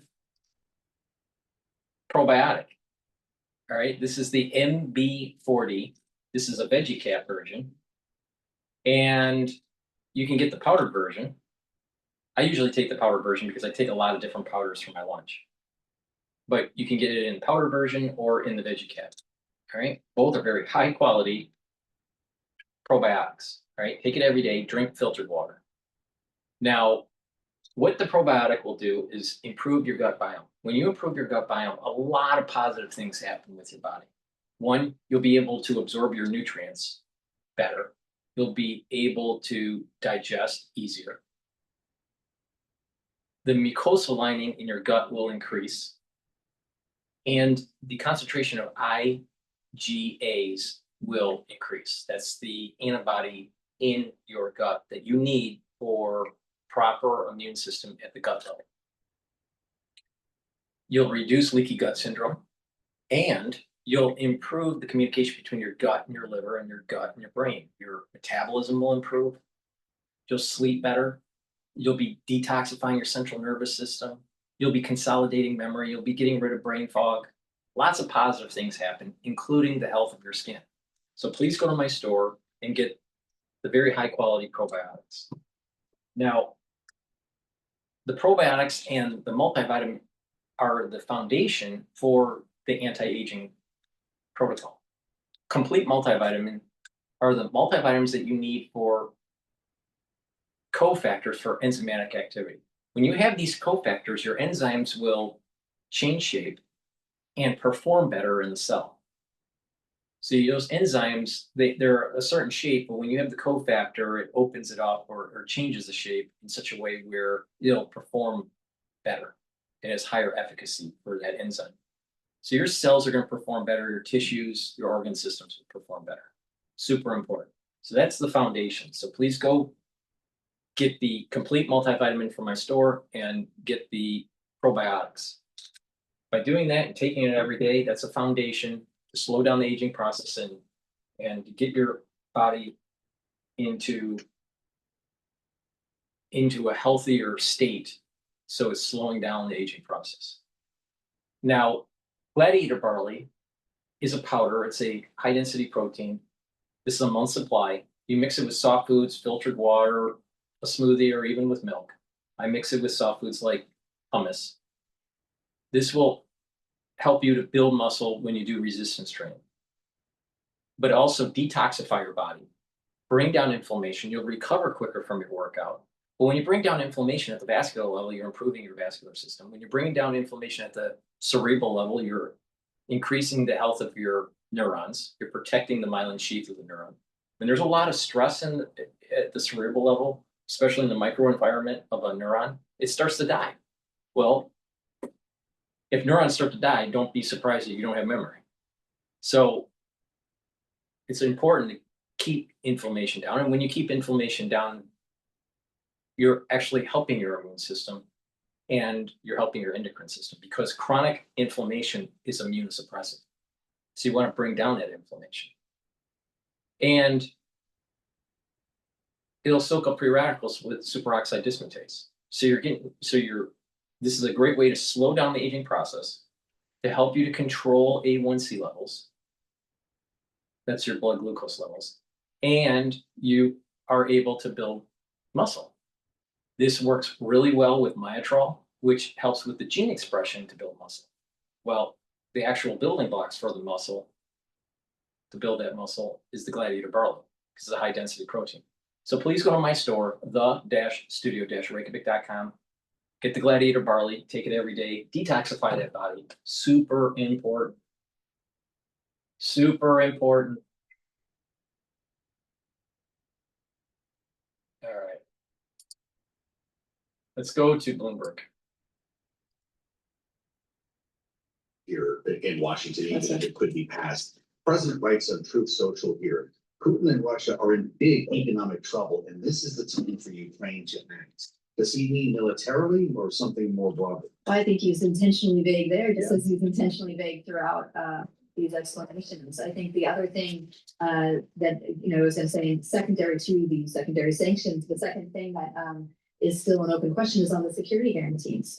Europe has so badly, and Ukraine especially, has so badly wanted the U.S. assurance that they will provide, that U.S. will provide security guarantees once the war is over. And that has been a very sticky question, and of course a non-starter for Putin in those talks. So as to your specific point about the economic implications and it's talking down the Russian economy, right. I mean, we'll have to see where that goes from there. But certainly on the military side, Trump also de facto gave his blessing for NATO members to shoot down Russian aircraft in their airspace. So while also saying we're not going to do it ourselves, or at least, under certain circumstances, we would provide support, but leaving that very vague to your point as well.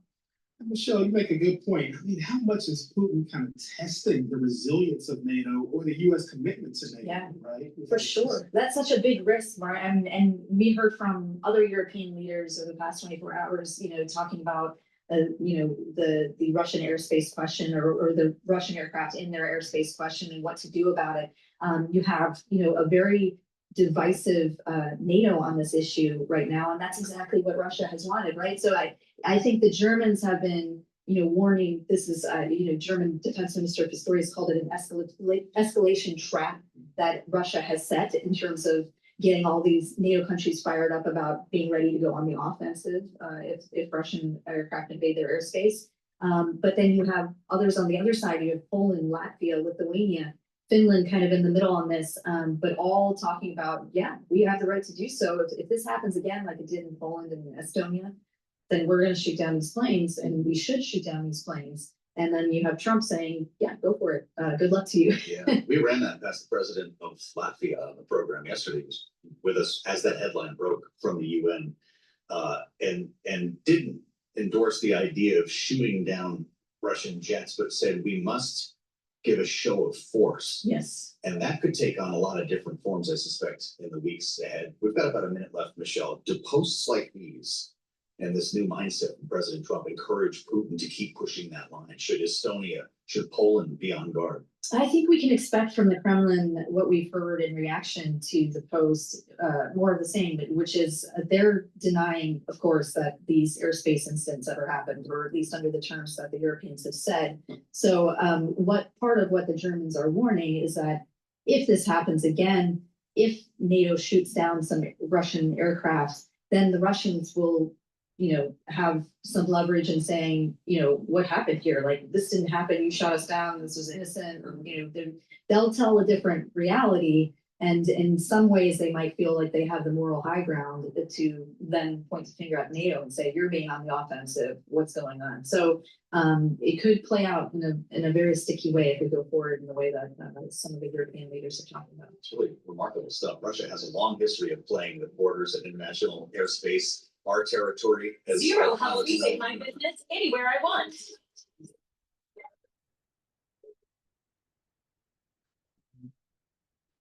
Kids grow fast, and sometimes they just need more. With Carrot, it's simple to find what they need. Each handoff is a connection, and the real. I don't want to turn this into an argument about one particular island off the northern coast of Estonia. If I stamp on your toe, I haven't attacked your toe, I've attacked you. Yeah. And that's how NATO should react to these. Hello and welcome to Frontline with me, Philip Ingram. Now, All right, today, so they're going to talk about Putin under threat as Trump calls to shoot down Russian jets. Could be a game changer or trigger a NATO strike. But before I do that, please go to my store, the-studio-reykjavik.com. Get the Boomer Boost. This has 68 nutrients. This will help to target multiple systems. It'll help to target your heart and your vascular system and improve that. Help to improve your brain function. Improve your musculature. Rev up your metabolism and increase your energy levels. This is super important to take every day. And if you do calorie restriction and you take this, you're going to have all the energy you need, no spikes of energy, and it'll help you to lose weight safely. But if you're already at your target weight, you can continue to use this. Just maintain a proper diet. Now, with Boomer Boost, you can also use it as a pre-workout or a post-workout fuel source if you're an athlete. If this was available when I was doing triathlons, I would have taken this, but it wasn't available when I was doing triathlons. So Boomer Boost, very high quality, very, very high quality. It has a expansive compound profile shown on the screen here. Read the label on my website, the-studio-reykjavik.com. Take this every day. It's a month's supply. Mix it with soft foods like how I do it with hummus or yogurt or even applesauce. Or you can mix it in a smoothie. You can put it in just filtered water or even with milk. But take it every day. And you're going to notice the benefits of this within 72 hours. You're going to have more energy. It's going to be a steady level of energy. You're going to be able to concentrate better. You're going to sleep better. You'll be able to build muscle faster. And you'll have lots of energy. So you're going to just have more vitality. And you're going to notice that within 72 hours. Now, when you take this long term, you're going to actually see the benefits of the anti-aging part of this. So stick to this, do it every day, do it for a year, and you're going to notice, wow, Paul's right. There is a slowdown of this aging process. But it's a holistic approach, taking the proper supplementation and the stacking, like I'm telling you throughout this video. Drink filtered water, stay away from processed foods, be cognizant of your sugar content, do resistance training, balancing exercises, stretching exercises, a little bit of cardio. Too many people just do cardio. That's bad. You should be doing more resistance training than cardio. And mindfulness or spirituality, learning new things, reading and writing and talking to people in the real world. Stay away from negativity and too much of the screen, the computer screen or the phone. Stay away from that stuff. And when you do that on a regular basis, you're going to actually notice that your cognitive function is improving, your cerebellum and its coordination with your body is improving. You're getting better sleep. Your endocrine system and your immune system is improving. Your cardiovascular fitness is improving. So please take my advice, take the Boomer Boost and apply a holistic approach, and you're going to slow down the aging process. It's all about a holistic approach here. When you do that, you're plugging into the complexity of your body and you're allowing for the body to heal. All right. It's not about taking any one supplement. The body doesn't work like that. It's taking multiple supplements and stacking them together in such a way that it's synergistic to target those main pressure points of aging. Another great supplement that you should be adding to your stack is resveratrol. Resveratrol will soak up free radicals because it's an antioxidant. It'll help the health of the mitochondria. Your energy levels will go up. This will help with youthful gene expression, especially at the basal layer of your skin. But youthful gene expression is enhanced. It helps to get rid of senescent cells. Stack this with NAD+, ubiquinol, C60, clarity factor, the Boomer Boost. The stacks, you get more benefits out of resveratrol when you stack it. So please go to my store, the-studio-reykjavik.com, and get the resveratrol. All right, let's listen in to Times Radio. 1,310 of Vladimir Putin's 10-day special military operation or full-scale invasion of Ukraine. We are at a point where the Russians have exceeded 1.1 million casualties. We're very privileged to be talking to an old friend of the show, Edward Lucas. Edward, I understand you're a writer and a consultant specializing in European and transatlantic security, and your expertise includes cybersecurity, energy, espionage, information warfare, all the sort of stuff that I'm in, Russian and foreign and security policy. And you're a former senior editor at The Economist and a senior fellow at the Centre for European Policy Analysis. I'm an old friend of the show. Welcome back. Nice to be here. Thanks, Philip. We've had an extraordinary 24 hours, in fact, less than 24 hours, as Donald Trump has stood up in the United Nations and had a meeting with President Zelensky of Ukraine and seems to have changed his tune completely. What are you making of it? It's black coffee time, isn't it?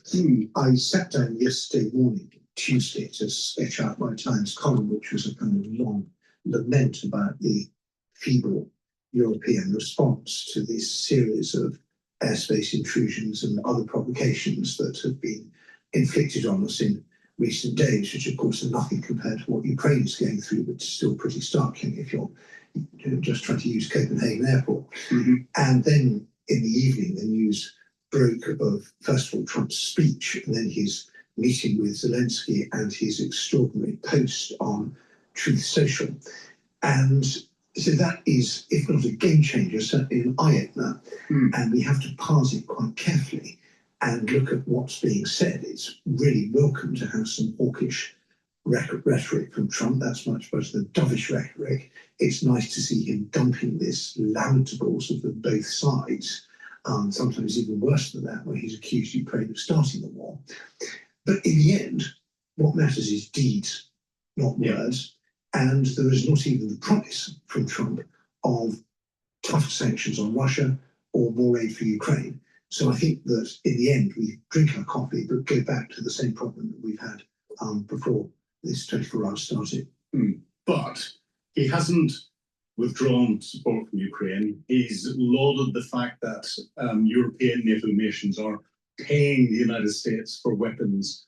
It seems, and it's always difficult reading between the lines of what Donald Trump says, but it seems between the lines he may have removed some of the restrictions that there have been on the use of US weapons inside Russia itself, and Ukraine is successfully attacking lots of Russian targets and Ukrainian manufactured weapons. But Donald Trump seems to be getting frustrated, and there's a better phrase, but frustrated at Vladimir Putin, possibly because Vladimir Putin is holding him back from being nominated properly for a Nobel Peace Prize. Are you seeing that frustration? I think Trumpology is as weak and unscientific discipline as criminology. I mean, we have to indulge in it a bit. And I think clearly the Alaska summit wasn't the great success that Trump was hoping for, and if he's going to get a Nobel Peace Prize for something, it probably won't be for fixing this war. And Putin has to some extent given him the middle finger, and all those play a role. But we also see that what was a security alliance based on shared history, shared interests, and shared values is turning into a kind of sort of insurance policy, or possibly just a buyer's club for weapons. And I'm delighted if the United States is continuing to sell weapons to European allies and to Ukraine in the quantity and quality that's desired. That's not at all the same as pitching in to defend Ukraine against Kremlin imperialism. So we have a sort of some gratifying nuances, but against a picture of a very big and unwelcome shift. The Atlantic reported this week that Elbridge Colby, the brains of the Pentagon, is saying don't sell scarce weapons to Europeans. We're going to need them in the Asia-Pacific region. So there's a lot going on here. And I think it's also important to underline that Ukraine is now a really serious weapons producer. What Ukrainians need more than anything else is money to produce even more of the excellent weapons they've got. And there may be some high-end intelligence or special bits and pieces they need. But the idea that the Ukrainians are grateful for every lump of Western equipment they get is years out of date now. Well, it's interesting. Donald Trump, I think, may have come to realise that Ukrainians are actually very capable and are hitting lots of targets. And I think the amount of support that Ukrainians need from the United States is diminishing quite rapidly. And that's being recognised. But that political support is critical. And the other thing that Donald Trump came out with was a statement to say that NATO should shoot down Russian aircraft or missiles that go into NATO territory in the future, which again seems to be a very bold statement coming out. Do you think with the Shahad drone incursion into Poland, the MiG-31 incursion into Estonian airspace, we've now got drones coming from Russian contracted ships going into Copenhagen airport and possibly up into some of the Scandinavian airports. Do you think the response that we've seen from the international community and NATO has been sufficiently strong? Will Putin listen to it? Well, evidently not, because these provocations are continuing. If we had done something that was really decisive at any point, either on those attacks you mentioned or many others in the past, Putin would be nursing his bruises and thinking, I'm not going to try that again. What they did to me really hurt. So clearly we're not doing enough. And I think it's worth having a bit of a historical perspective here. We are used to the United States being the great spine stiffener, the great cheerleader of European security. And what we're seeing from President Trump doesn't really bear comparison with John F. Kennedy going to Berlin in 1963 and saying, Ich bin ein Berliner. And it doesn't bear comparison with Ronald Reagan's Evil Empire speech of 83 or Mr. Gorbachev tear down that wall. We are clutching at straws here. There was a big worry that the United States might be so gun-shy that they would tell Saka, the American general who's the supreme commander of NATO, not to shoot down any Russian warplanes with Russian people on board. Maybe drones are okay, but not a manned, crewed aircraft. But that would have been very worrying. You had some European allies thinking, well, maybe we need different chains of command. If it's in our airspace for 12 minutes, and we've got to get both Saka and perhaps also Prime Minister Meloni, if it's an Italian F-35 that's locked onto this intruder, and that's an awful lot of political decision-making in a very short space of time. So maybe we actually do need much shorter and tighter chains of command. And one thing I'm advocating in my column tomorrow, now that I've actually written it, is that we should change the rules of engagement so that the authority to shoot down these planes is decentralised and much lower. And that's still lacking. But I think the broader question is we don't want to turn this into an argument about one particular island off the northern coast of Estonia. If I stamp on your toe, I haven't attacked your toe, I'll attack you. And that's how NATO should react to these. But we've had in the last 10 days 2 instances. Please go to my store, the-studio-reykjavik.com. The link is in the description of this video. Get the lignans. This will help with your endocrine system and your immune system. Take this, especially in the fall and the winter. This will soak up free radicals and bring down inflammation. Super important to boost up that immune system. Please go to my store, the-studio-reykjavik.com, get the lignins. Use discount 5. Of NATO's Article 4 being called. Now that's unprecedented. And from a geopolitical perspective and from a NATO perspective, I'm both focused on Russian activity. Do you think Vladimir Putin's going to listen to what's effectively a collective finger waggling and stiff letter coming out of all of the NATO ambassadors? Or do we need to do something a little bit more firm and militaristic? Okay, we do. And I think that these attacks should really be seen not as specific breaches of particular airspace or burning down a particular warehouse or beating up a particular individual. What they all have in common is they're attacks on our decision making. And they are there to expose weakness of will and disunity, both disunity between countries and disunity within countries. And we have, I think, to some extent fallen into a trap of saying that we'll respond to this with an Article 4 consultation, after which nothing happens. And Article 4 sounds quite imposing, as indeed does Article 5, until you invoke it, you have a meeting and then nothing happens. At that point it loses its sort of moral power. So I think it's what the most important thing for us is to get away from the idea that meetings and stern resolutions and reprimands have any kind of real force. What we need to do is to think what will persuade Putin not to do this again, and then think of several things that fall into that category and then do them. And this will be very risky and it will be painful and it will lead to escalation from the side of the Kremlin, because having taught the Kremlin not to take us seriously, we now have to teach the Kremlin that it does take us seriously. So it's going to be very unpleasant months ahead of us. We choose to do this, but there's no alternative.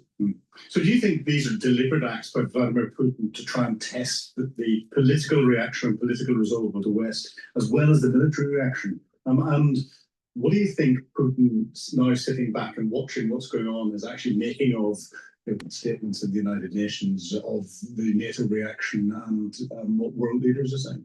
Well, I think it's very informative for Putin. So he's seen, first of all, that there isn't the sort of American reaction that we would have seen 10 or 15 years ago. I mean, imagine if this had happened under George W. Bush or under Clinton or under Obama even, you would have had the Vice President or the Secretary of Defense or the Secretary of State or several of them all flying into Europe. You would have had some serious swings to Russia and probably a sort of demonstrative reinforcement of the American military presence in Europe, and probably other things as well. And we haven't had any of that. So the first lesson for Putin is that America is basically disengaged from European security, except as an arms salesman. That's an important lesson. It's also very clear that some countries have the means to deal with this on their own. That's Poland, for example. That's really serious. It's also clear that Denmark, and I would argue also Sweden, are pretty clueless when it comes to these attacks on their infrastructure. We heard a range of things going on in Sweden this year, which are not viewed through a national security lens. They're viewed as sort of possible outbreaks of hooliganism or just random acts of misfortune, and there's no strategic response to Sweden from them. That's all super useful for the Kremlin to know. There's also the difference in perceptions from countries that still take the United States very seriously and are hoping against hope that Trump still may be there for them, perhaps include Lithuania, and others which seem to have basically decided that America's a busted flush. And according to the excellent piece by Gideon Rachman in the FT this week, that would include Estonia, and perhaps the feeling is mutual. The Pentagon doesn't seem like Estonia very much. Now, these aren't set in stone, but these are all useful clues for the Kremlin. And they also will see that the public opinion is not very happy about these sorts of attacks, and they may think that they can bring home to the Danish population, for example, that the admirable policy of the Danish government in buying advanced weapons, reinforcing Bornholm, sending lots of weapons to Ukraine and so on and so forth, all this is going to have a very considerable cost of inconvenience for your average Dane, and that may start putting some pressure on the Danish government from below. I shall know more about this when I'm back from Copenhagen on at the end of the weekend. I'm flying there tomorrow. Yeah, Copenhagen's a lovely city. The other thing, not where I'm going. The other thing that Putin has or will be watching is, Donald Trump. The one lever he could pull immediately is an economic lever, putting additional sanctions on Russia, taking action against the shadow fleet, taking action against those nations that are buying Russian oil and gas products, therefore putting further economic pressure on. But he's tied that to European nations stopping their import of Russian oil and gas products. Do you think that's a clever move by Trump to embarrass European nations, or is it a clever move by Trump to avoid making a difficult decision in dealing with the Russians and the Chinese and the Indians at a time when he's focusing on other things? I think in the past it was more the former, and now it's more the latter. It was quite right of Trump to belabor the Germans for their appalling gas and natural gas dependency on the on Russian pipeline gas imports. And it's quite right to highlight what still needs to be done. Actually, the two countries that are most guilty of importing Russian oil are Slovakia and Hungary, which happen to be the ones where Trump has the most influence and Brussels has the least. And I think it's unrealistic to expect Europe to put 100% tariffs on all Chinese imports. So he's sort of demanding something he knows Europe won't do, in order that Russia, the United States, doesn't have to do what it ought to do. But actually, most of what needs to happen is in European hands. Europe can deal with the shadow fleet. Europe can send more money to Ukraine. Europe can seize that $300 billion or 240 billion pounds of Russian central bank assets. And as my friend Hugo Dixon has outlined, use that as collateral for a big loan to Ukraine. And that would be a game changer if Ukraine had hundreds of billions of the frozen Russian assets. We here in Britain could start off just by actually doing something about the £2.5 billion from the forced sale of Chelsea Football Club. And every time I ask the government about this, they say we are working at pace, which is true. It is snail's pace, and so there's an awful lot we can actually do. I think the fundamental problem here is we don't have Russian tanks on our streets. This is not Tallinn 1940, where it's negotiating surrender. We have the ability to do anything we want to do. The only problem is political will.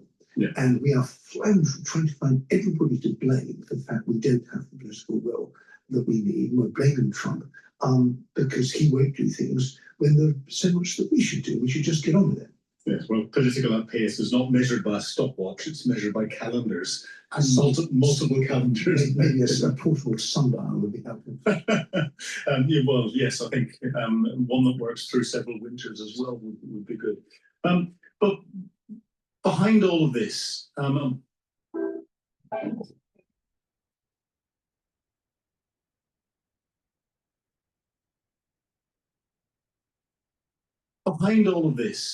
behind the political rhetoric and everything else, there's this you move to try and get some military package that could come in if there's a peace agreement, the ceasefire agreement inside Ukraine.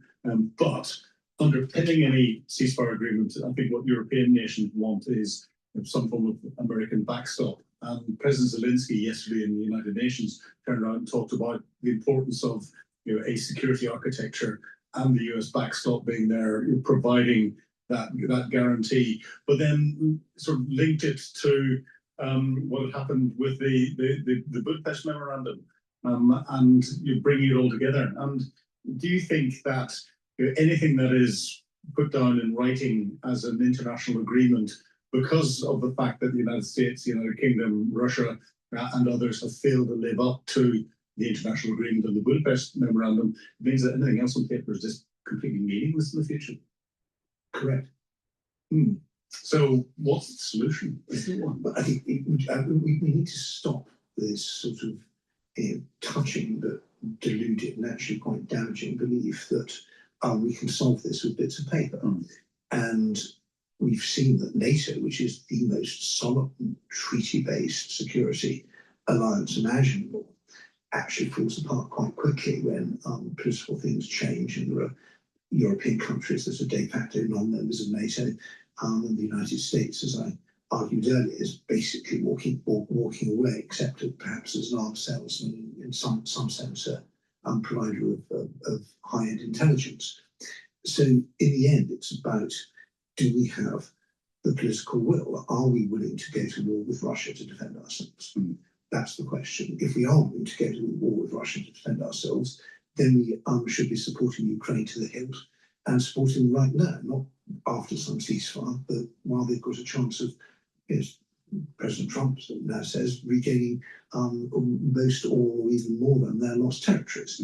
The idea that we suddenly will gain the political will after some kind of arm-twisted ceasefire or armistice seems to be very odd. That our risk appetite will go down rather than up. We'll be even less willing to confront Russia, and anything we do deploy in Ukraine as some kind of tripwire or stabilization force is just a sitting duck for Russia to attack and expose our lack of defence and deterrence and those flaws in our decision making that I was talking about earlier. We're seeing changes in Europe's approach to the United States. Lots of people are kowtowing to Donald Trump to try and keep him on side. We're also seeing Europe coming together in a way that I don't think we've seen beforehand. Do you see Europe adapting? Do you see Europe getting closer together from a geopolitical security perspective? I don't want to say defense perspective, because Europe has got NATO that provides it that defense umbrella for most European nations, not all. But is Europe coming together collectively? And do you think old political rivalries, national rivalries, are something that are becoming increasingly overcome, or are they still influencing decision making in an unhelpful way? I think there's no one Europe, and I think we are seeing the outlines of a kind of post-NATO Europe, which may use some of the existing NATO structures if they're convenient and suitable, but will also be very clear that it doesn't want to depend on the United States any more than it has to, and ideally very little or not at all. And that's largely the North European countries. There's a bit of a question mark over France, there's a bit of a question mark still over Germany, although less now that we have Friedrich Merz in charge. And there are countries like Romania, which are for now very strong allies, and countries in the middle which are not allies at all, like Hungary and Slovakia. Big question mark over the Czech Republic with the elections coming up and so on. So it's a moving picture, and I don't think the cake is anywhere near baked yet. But I do think that the threat from Russia has basically consolidated Europe, even though it's proved to divide the Atlantic Alliance. And I also think that there's an important point that political polarization seems to go down in the face of geopolitical danger. And I was very pleased that this stonking row between the Polish Deputy Prime Minister, Foreign Minister, my friend Radek Sikorski, and the new president and his advisors, which was only 2 weeks ago, was lighting up Washington as they both went on rival visits to the United States, insulting each other on social media. There's nothing like those drone incursion to see Poland speaking with one voice. So now I think Putin looks at that and he thinks, okay, I need to be careful here. I need division within countries and division between countries. And there's plenty still around. There's plenty of, this latent hostility between Lithuania and Poland for historical reasons. There's latent hostility between Poland and Germany for historical reasons. There's all sorts of other worries and difficulties. And Putin is always looking for those divisions, whether they're historical, linguistic, ethnic, religious, demographic, regional, whatever. If he sees a division in a country, he will go in there and try and exploit it. And I think that we need to think not just about the cohesion of our existing, in particular our new alliances, but also our cohesion inside countries, our political and social cohesion. Because in the end, when we're facing these sub-threshold attacks, disruption, clandestine or overt attacks on energy, transport, information, payment systems, whatever, that's when resilience and the cohesion it relies on become particularly important. Well, you talked about all the divisions that you see across Europe, and if ever there was a time when we see increasing almost civil unrest in some countries, we're seeing other geopolitical issues around the world being focused on the cities, our European cities, with demonstrations and everything else. Do you think Putin sees this as an opportunity? Has he got his fingers in that pie and is stirring it deliberately because it's something he's always been good at and trying to create that and maintain that division? Or do you think he's just watching the circumstances that would have been there anyway and watching them with glee? I think it's both. I mean, I don't think he invents these divisions, but where he can, he exploits them. And we've seen him supporting the far left, supporting what used to be the core thing of the far left, which is anti-Americanism. That was a bit different now. It's Trump, but he supports the far left, he supports the far right. He also supports what I might call the greedy middle. Those big companies that just love to get their snouts back in the troughs of pleasure houses in Moscow. And he will support any other thing that looks like can be helpful. He was supporting biker groups at one point because they were somehow ideologically aligned. He supported people who like gun clubs. There's been all sorts of things, and often these are basically intrinsically quite innocent expressions of social political identity. And there are many good reasons why people might want to vote for a left-wing party or a right-wing party. They're not all Putin stooges. But there's often something there that Russian, or for that matter, other intelligence services can get in and exploit. And I think there's no political force is completely immune from this. There's always the whiff, the lure of money, buying assets. So we have to be far more vigilant than we have been. And I think accept that this is not a problem that's going to be over quickly. We are facing a generational struggle now with Russia, which has this imperialist, chauvinist thinking absolutely baked in. It's going to be there for many years to come. And that's what's affecting us. Inside Russia itself, the one thing that I think Vladimir Putin is most scared of is an opposition rising up amongst the people of Russia against him. But he's managed to shield them from the conflict up until a couple of months ago. And Ukraine's attacks on the Russian oil and gas infrastructure seems to be having a huge impact on Russia's ability to put fuel in its own cars and is bringing the war home to the Russian people. Do you think that's a significant move? Well, I'm always very careful about this idea that we have a kind of Wunderwaffe, a magic weapon that's going to suddenly be a game changer. And history suggests that it's happened once in 1945 against Japan, but that's the exception, not the rule. So I would love to say that the Ukrainian flamingo is now going to be Ukraine's V2 and deal devastation with Russia. But in the end, the V2 didn't save the Third Reich. So I think we need to be a bit careful about that. I think the big point is that we shouldn't personalise this about Putin. Our problems with Russia predate Putin. I was writing about these issues back in the 1990s when we were widely ridiculed and ignored for worrying that there was going to be any problem with Russia. And if Putin goes, which he will eventually, I think we'll continue to have problems.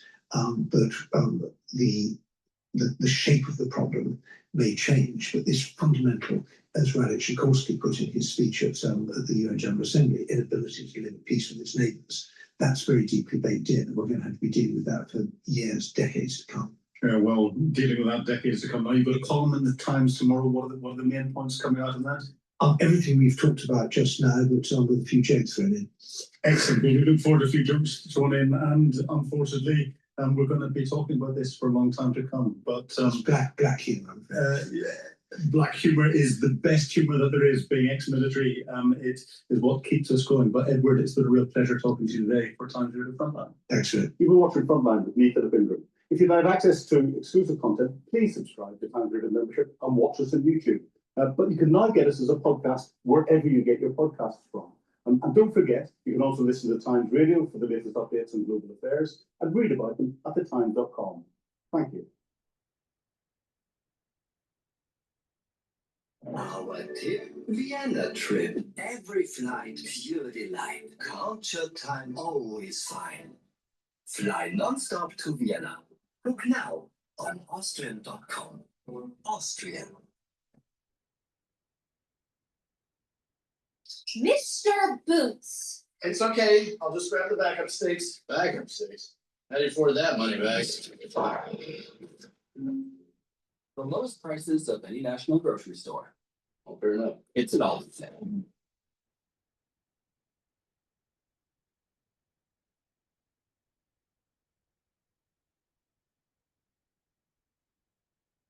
Attacking the oil refineries, which, it depends who you listen to, but, an average figure seems to be that they've destroyed about 20% of Russia's ability to refine and produce fuel, and a lot of it for domestic consumption. And one, you don't have to look deep into social media to see massive queues of cars trying to get fuel, and that's if there is any fuel available. Even I understand in St. Petersburg, it's very difficult to get fuel.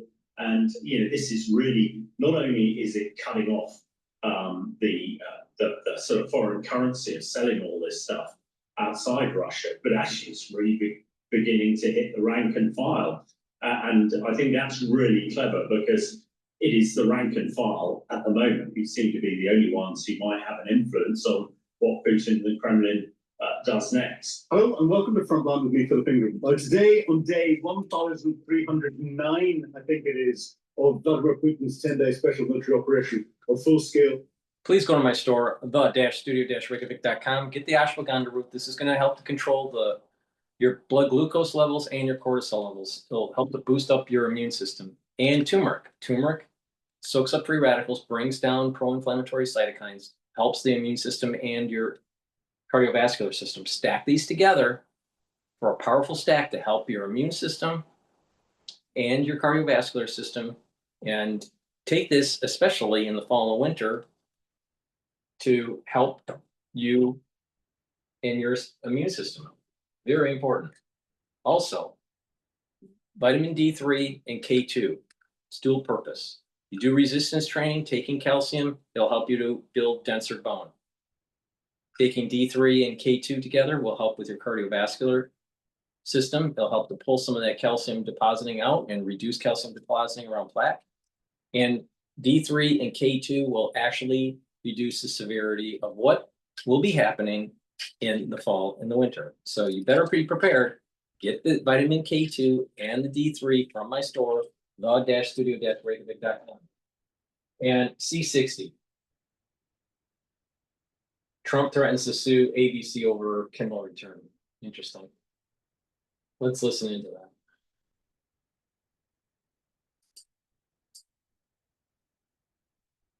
Earlier this year, just a conservative stance on free speech. How surprising is it that there haven't been just this groundswell of voices to speak out from that side as well? I think anytime the president does something that is, pretty, I'd say, objectively egregious, you do have a handful of people who say, oh, that's problematic, but not enough that it makes, because again, we're in election cycle almost every other year. House members, especially, they are constantly looking towards their reelection with a 2-year term. And so how much they want to push against Trump. And I remember from even during his first term, if we responded and reacted to every single thing that the president said, did, tweeted, posted, whatever it may be, that was a full-time job that no one could achieve and could keep up with. It was just really hard to keep up with it. So they have to choose when they're going to stick their head out and say, that's a problem. I see that being not constitutional, or I see it being a problem long-term. Big picture, when the tides have turned and you may not appreciate what you're saying now because it may come back to bite us, bite us. So I think that's part of the problem here is that members are cautious because they have to think about re-election, but also it's just too much to combat any given day. And Jean, just going back to you, how does Schumer, is he running a risk here? He and Schiff and other Democrats, are they running a risk here of just staying on this issue?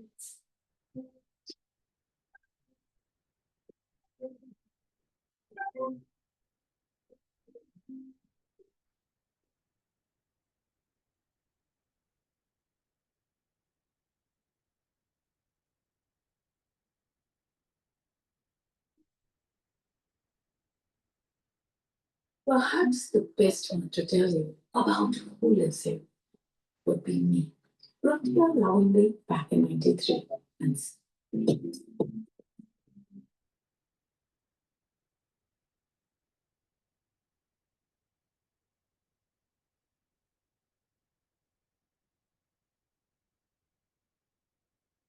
Welcome back. America's top economic leaders attending the prolific growth summit today. This one-day exclusive conference in Indianapolis brings together business executives, entrepreneurs, investors, and stakeholders in an effort to push forward American innovation.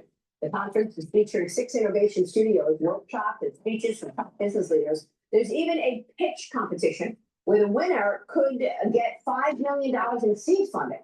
My next guest is delivering the keynote speech today. Joining me now is O'Leary Ventures Chairman Kevin O'Leary. Kevin, great to see you. This conference was made for you. Great to you. It sure is. We celebrate American entrepreneurship innovation. I've said this 1,000 times, Maria. Our number one export's not energy or technology, it's the American dream, and right today, the center of the American dream is right here in Indiana. It's funny because we just went to Mike Milton's Center for Advancing the American Dream. A lot of conversation about the American dream and how to get it. Tell me what you're expecting from the conference today. Well, you know, what really has taken so much to understand since the pandemic is the role of social media in business, particularly in entrepreneurial startups. The idea of acquiring customers using social media, platforms like TikTok and Instagram, if you don't know how to do that now, Maria, you can't really survive. It's customer acquisition costs, CAC, and ROAS, return on ad spend. We're going to talk a lot about that today. How to tell a story, how to describe your product, how to create a community that becomes your advocates, how to get more customers direct at higher margins. And that's why the markets are all-time highs. Large S&P 500 companies have figured out social media. Their margins are up almost 15% since pre-pandemic. We got to teach that to the startups now. Well, look, you mentioned TikTok. The president saved TikTok for a fourth time now. As this deal to divest its U.S. operations is underway and the talks continue with China. The U.S.-based version of the app will be majority American-owned, with ByteDance holding less than 20% of the stock. The president is set to sign an executive order this week to nail down the deal, and tech giant Oracle is leading the oversight, algorithm, and the security of the U.S. version with Silver Lake as a major investor. Kevin, are you comfortable with this, that this is going to be American and we won't have data going to China?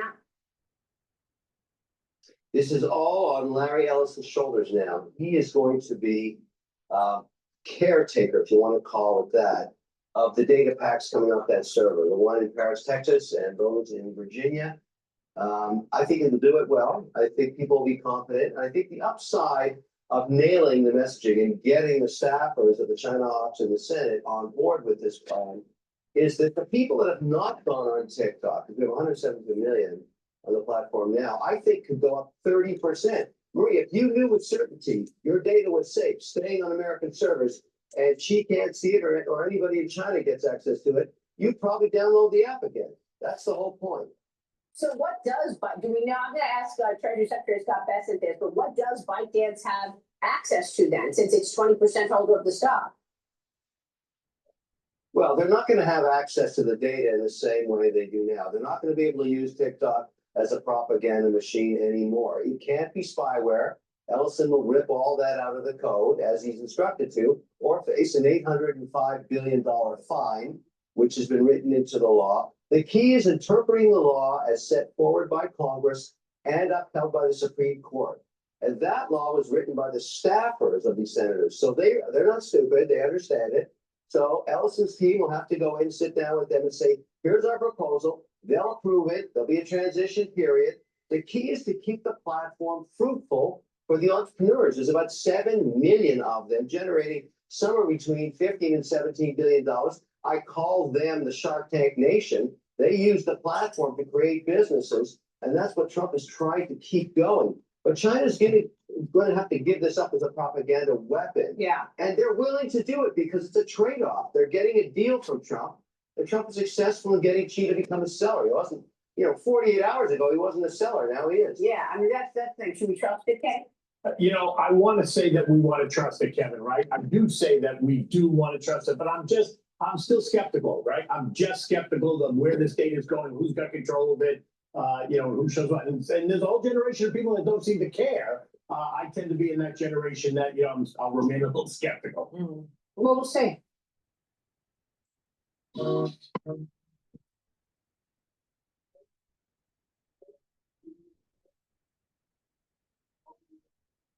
we'll see. Well, I like that attitude because you're a user. We want to win over on this platform. Right. I mean, I'm an advocate for it because all my businesses use it. It's the most, it's actually the lowest cost of customer acquisition in America. It's going to be the prize. The number of people interested in this cap table, including me, everybody wants a piece of TikTok. It's going to become a powerful American television network with an already proven advertising model. Right. You don't see that very often. It only comes around every few generations. So here we go. So let me move on to the mayoral race. Now less than 2 months away. A new Suffolk University City View poll shows Democrat Socialists Zoran Mamdani, still with a commanding lead in this race, 45%. Andrew Cuomo is at 25% in that poll. Republican Curtis Lee is at 9%, and incumbent Mayor Eric Adams is at 8%. Kevin, I know you've got plans to have dinner with everybody. You recently had dinner with Mayor Adams. You plan to meet with every candidate here. What have you learned, and what is this process that you're doing? Well, first of all, Maria, it's New York. No other place like it. And there's 7 weeks to the election. And in New York, poo-poo happens all the time. You just don't know what's going to happen until it's done. So last night, in my sort of tour of the colonies, as I call it, I had dinner with Adams. We went out to Rayo's, a classic New York location. Part of doing this is to see how voters and constituents react to the politician. They loved him. In a classic New York location, everybody wanted a selfie. They applauded him when he came in. And the thing I found so interesting about him, I bet you it was his third dinner last night to meet with me. He had a salad with no dressing on it. Now that's discipline. That's total discipline. And he was very cordial. And I can report as of last night, which is the #1 issue on this candidate, he is not planning on dropping out of the race. So let the games begin. Well, he's not planning on dropping out of the race. And let's do the math, Ashley. He's not planning on dropping out of the race. Curtis Leo says he's not planning on dropping out of the race. Andrew Cuomo's certainly not going to drop out of the race. So what did happen? Mamdani went. Yeah. Yep. And Kevin and I have talked about this a lot. I mean, it's going to be a disaster for New York City, but I don't know. I mean, the egos here are just, too big. Kevin, you couldn't talk him into it? That was not the tone of the meeting, and that certainly wasn't the vibe he was picking up from all of those constituents that just loved him. I mean, imagine his dilemma, because, ratings really matter, obviously, and when you see these people supporting him, I can understand. There's no way he's going to win. Drop out, not to have a chance of winning. You don't know what's going to happen, particularly in New York. Now, look, it looks grim, I get it. And this would be very bad for one of the world's largest capitals of capital, but it ain't over yet. And I think my next stop is Cuomo. We'll talk to him about it too. But I feel by meeting these people, Adams is pro-business. I can report that back too. He's not changing much in policy. He believes you've got to have return for investors to invest in low-cost housing. No one's going to put their dough up, Maria. If rental rates are capped, there'll be no return. All right. So I think it's kind of the messaging like we're talking about now. So do you think Adams has any shot of winning? No.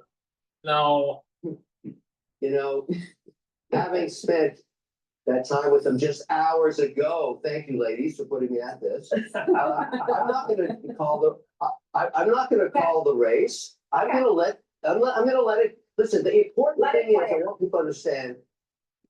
He's not dropping out. Okay, so everybody get over it. Okay, he's not dropping out. We're gonna let it play out. Yeah, well, I'm a huge fan. I'm a huge fan of Mayor Adams. He's done better. He did better on the border for the end of his term. Kevin, thank you. Have a great time at that conference, Kevin O'Leary. Don't miss Charles Payne's live coverage from the prolific Growth Summit today. You'll probably see more of Kevin there. That begins at 2. Please go to my store, the-studio-reykjavik.com. Get the C60. You can get it in extra virgin olive oil, MCT coconut oil, and avocado oil. C60 needs to be in a lipid. C60 is 1,000 times stronger than vitamin C. One molecule of C60, 1,000 times stronger than vitamin C molecule. They'll soak up free radicals. You take a teaspoon a day, every day, preferably on an empty stomach for best absorption. It needs to be in a lipid because it's lipid soluble. And when you do this every day, you're going to notice that your energy levels are improving, your immune system and your endocrine system improves. You're soaking up free radicals at the vascular level, so you're reducing plaque formation. You're helping your neural health. You're reducing stress on the neuron. You're improving the mitochondria of your cells, including your neurons. So you have more ATP for your neurons. You're going to have better neuroplasticity over time.